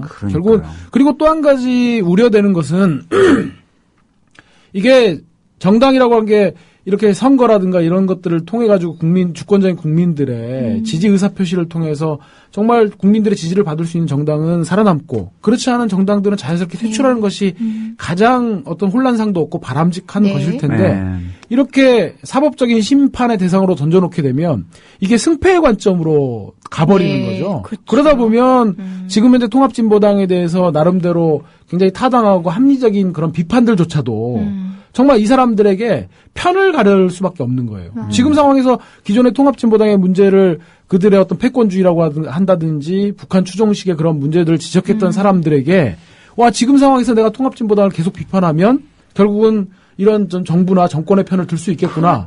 라는 것들로 인해서 통합진보당에 대한 건강한 문제 제기들이 결국은 사라지게 만드는 거죠. 이제 그런 속에서 만약에 우여곡절을 통해서 헌법재판소가 이 정당 해산 심판 청구를 기각하게 되면 또 통합진보당은 자기네가 승리했다. 이렇게 또 얘기를 하면서 기존의 어떤 문제들이 모두 다 이렇게 가려지는 은폐 효과 이런 것들이 생기는 것이기 때문에 정당의 어떤 건강한 문제 제기를 통한 정당의 좀 바람직한 발전에도 전혀 도움이 안 되는 것이라는 점을 꼭 지적하고 싶습니다. 맞습니다. 결과적으로 아까 박정희 변호사님께서 말씀하신 대로 이 제도는 제도를 통해서 실현하려는 목적 자체가 무용한 제도인 거죠. 정말 그 정당에 대한 지지라는 것은 마음에 있는 것이고 어떤 식으로든 그 정당의 이름을 달고 못 나온다는 것뿐이지 시민들이 만약 지지하는 정당이라면 어떤 방식으로든 현존할 수밖에 없는 거거든요. 그러니까 제도라는 것 자체가 관철하려는 목표도 불분명한 목표를 이룬다는 결과치도 불분명한 거죠. 결국 저희는 지금 리트머스지를 보고 있습니다. 이미 청구가 된 것만으로도 충분히 부끄러운 헌정사지 않습니까? 근데 저는 또 한 가지 이제 마무리할 시간이 다 돼가긴 한데요. 우리 박근혜 대통령님이 하시는 일이었어요. 왜냐하면 뭐 법무부가 법무부 장관이 하는 일이 아니거든요. 그렇죠. 대통령이 결정하는 겁니다. 허필 또 가기 쉬는 동안 일어납니다. 이런 것도 책임지는 정치인의 자세가 아닌 거죠. 대통령이라면 응당 스스로의 이름을 걸고 이 부분에서 단호하시되 책임지는 모습을 보였어야 되는데 허필 또 이런 순간에는 외유하시고 뭐 행정부에서 처리된 모양새를 갖추어 물론 뭐 나중에서야 뭐 서명이 되었다 하는 당연한 거죠. 서명되는 건 당연한 건데 겉으로 보여지는 모습은 책임지는 모습이 또 아니었어요. 씁쓸합니다. 그 부분도. 저희 변들 이번 주 그다음에 다음 주가 아니면은 그 다음 주에 뵙게 되는 건가요? 그때까지 또 여러 가지 경과들 통해서 촉촉된 것들 소식 전해드릴 수 있을 것 같아요. 처음에는 저희가 할 게 없을 거다. 2주 텀이면 너무 빠른 거 아니냐고 했는데 왜 이렇게 많아요, 이슈들이. 우리 방송을 위해서 이슈가 만들어집니다. 심지어 저희가 일주일 전에 무슨 얘기를 하다가 우리 무슨 얘기하지? 그랬더니 어떤 분 한 분이 그러셨던 것 같아요. 어느 변호사님인지 모르겠지만 일주일 뒤에 무슨 일 일어날 거라고 걱정하지 말고 기다리라고 했는데 아니나 다를까 2시간은 빼곡히 채웠습니다. 저는 이제 참 아마 청취자분들도 그러실 거고 여기 계신 우리 두 분 변호사님도 그러시고 우리 박성재 PD님도 마찬가지겠지만 이 정권 들어서 정말 상상하지 못했던 일들이 마구 일어납니다. 내란 음모도 그렇고 또 이번에 위헌정당 해산도 뭐 저희 이제 그 법률가들로서 사법시험 공부를 할 때 정당 해산 판례가 나올 거냐? 에이 설마 일단 웃고 넘기고 그랬던 것들이 현실화되는 것이고 우리 박근혜 대통령님 지난 그 집권 10달을 한번 이렇게 돌아보면 정말 뭔가 국민들에게 도움이 되고 유익한 그런 어떤 정치는 없고 그러게요. 전국이 대결과 갈등의 현장이었어요. 뭐 노조도 해산해라. 뭐 이제 시민단체까지도 해산시키겠다. 그리고 정당도 해산해라. 야당은 조용히 꺼져라. 이런 것들밖에 없었거든요. 사람들의 다양한 의견들을 모아가지고 그것들을 하나로 좀 용광로처럼 녹여가지고 국가를 좀 더욱더 발전시키는 것들이 아니고. 국민 통합을 내세우셨던 분 아닌가요? 100% 국민 통합이죠. 네, 100% 국민 통합. 근데 그 100%에는 빠지는 것들이 너무 많네요. 그죠? 나는 일단 빠지고. 내가 자진. 저는 어떻게 저쪽에 에어컨으로 부수라도 가볼까. 아이고. 보통은 통상은 정권 초기에 이런 식의 공항 하는 경우는 좀 없거든요. 통합하려고 형식적인 모습이라도 갖추는 게 보통인데 아주 그냥 칼날만 굉장한 바람이 지금 불고 있는 것 같습니다. 진짜. 2주 뒤에 또 우리가 모를 또 다른 이슈로 앉아있을지도 모르겠다는 씁쓸한 예측을 또 해봅니다. 두 분 변님들 오늘도 수고하셨어요. 저는 저 항소심에서 승리해서 돌아오겠습니다. 오늘 이재정 변호사님으로부터 정말 여러 차례 소금을 많이 뿌리셨죠, 이 위원님이. 우리 패소 변호사님 어쨌든 용기 다시 내시고요.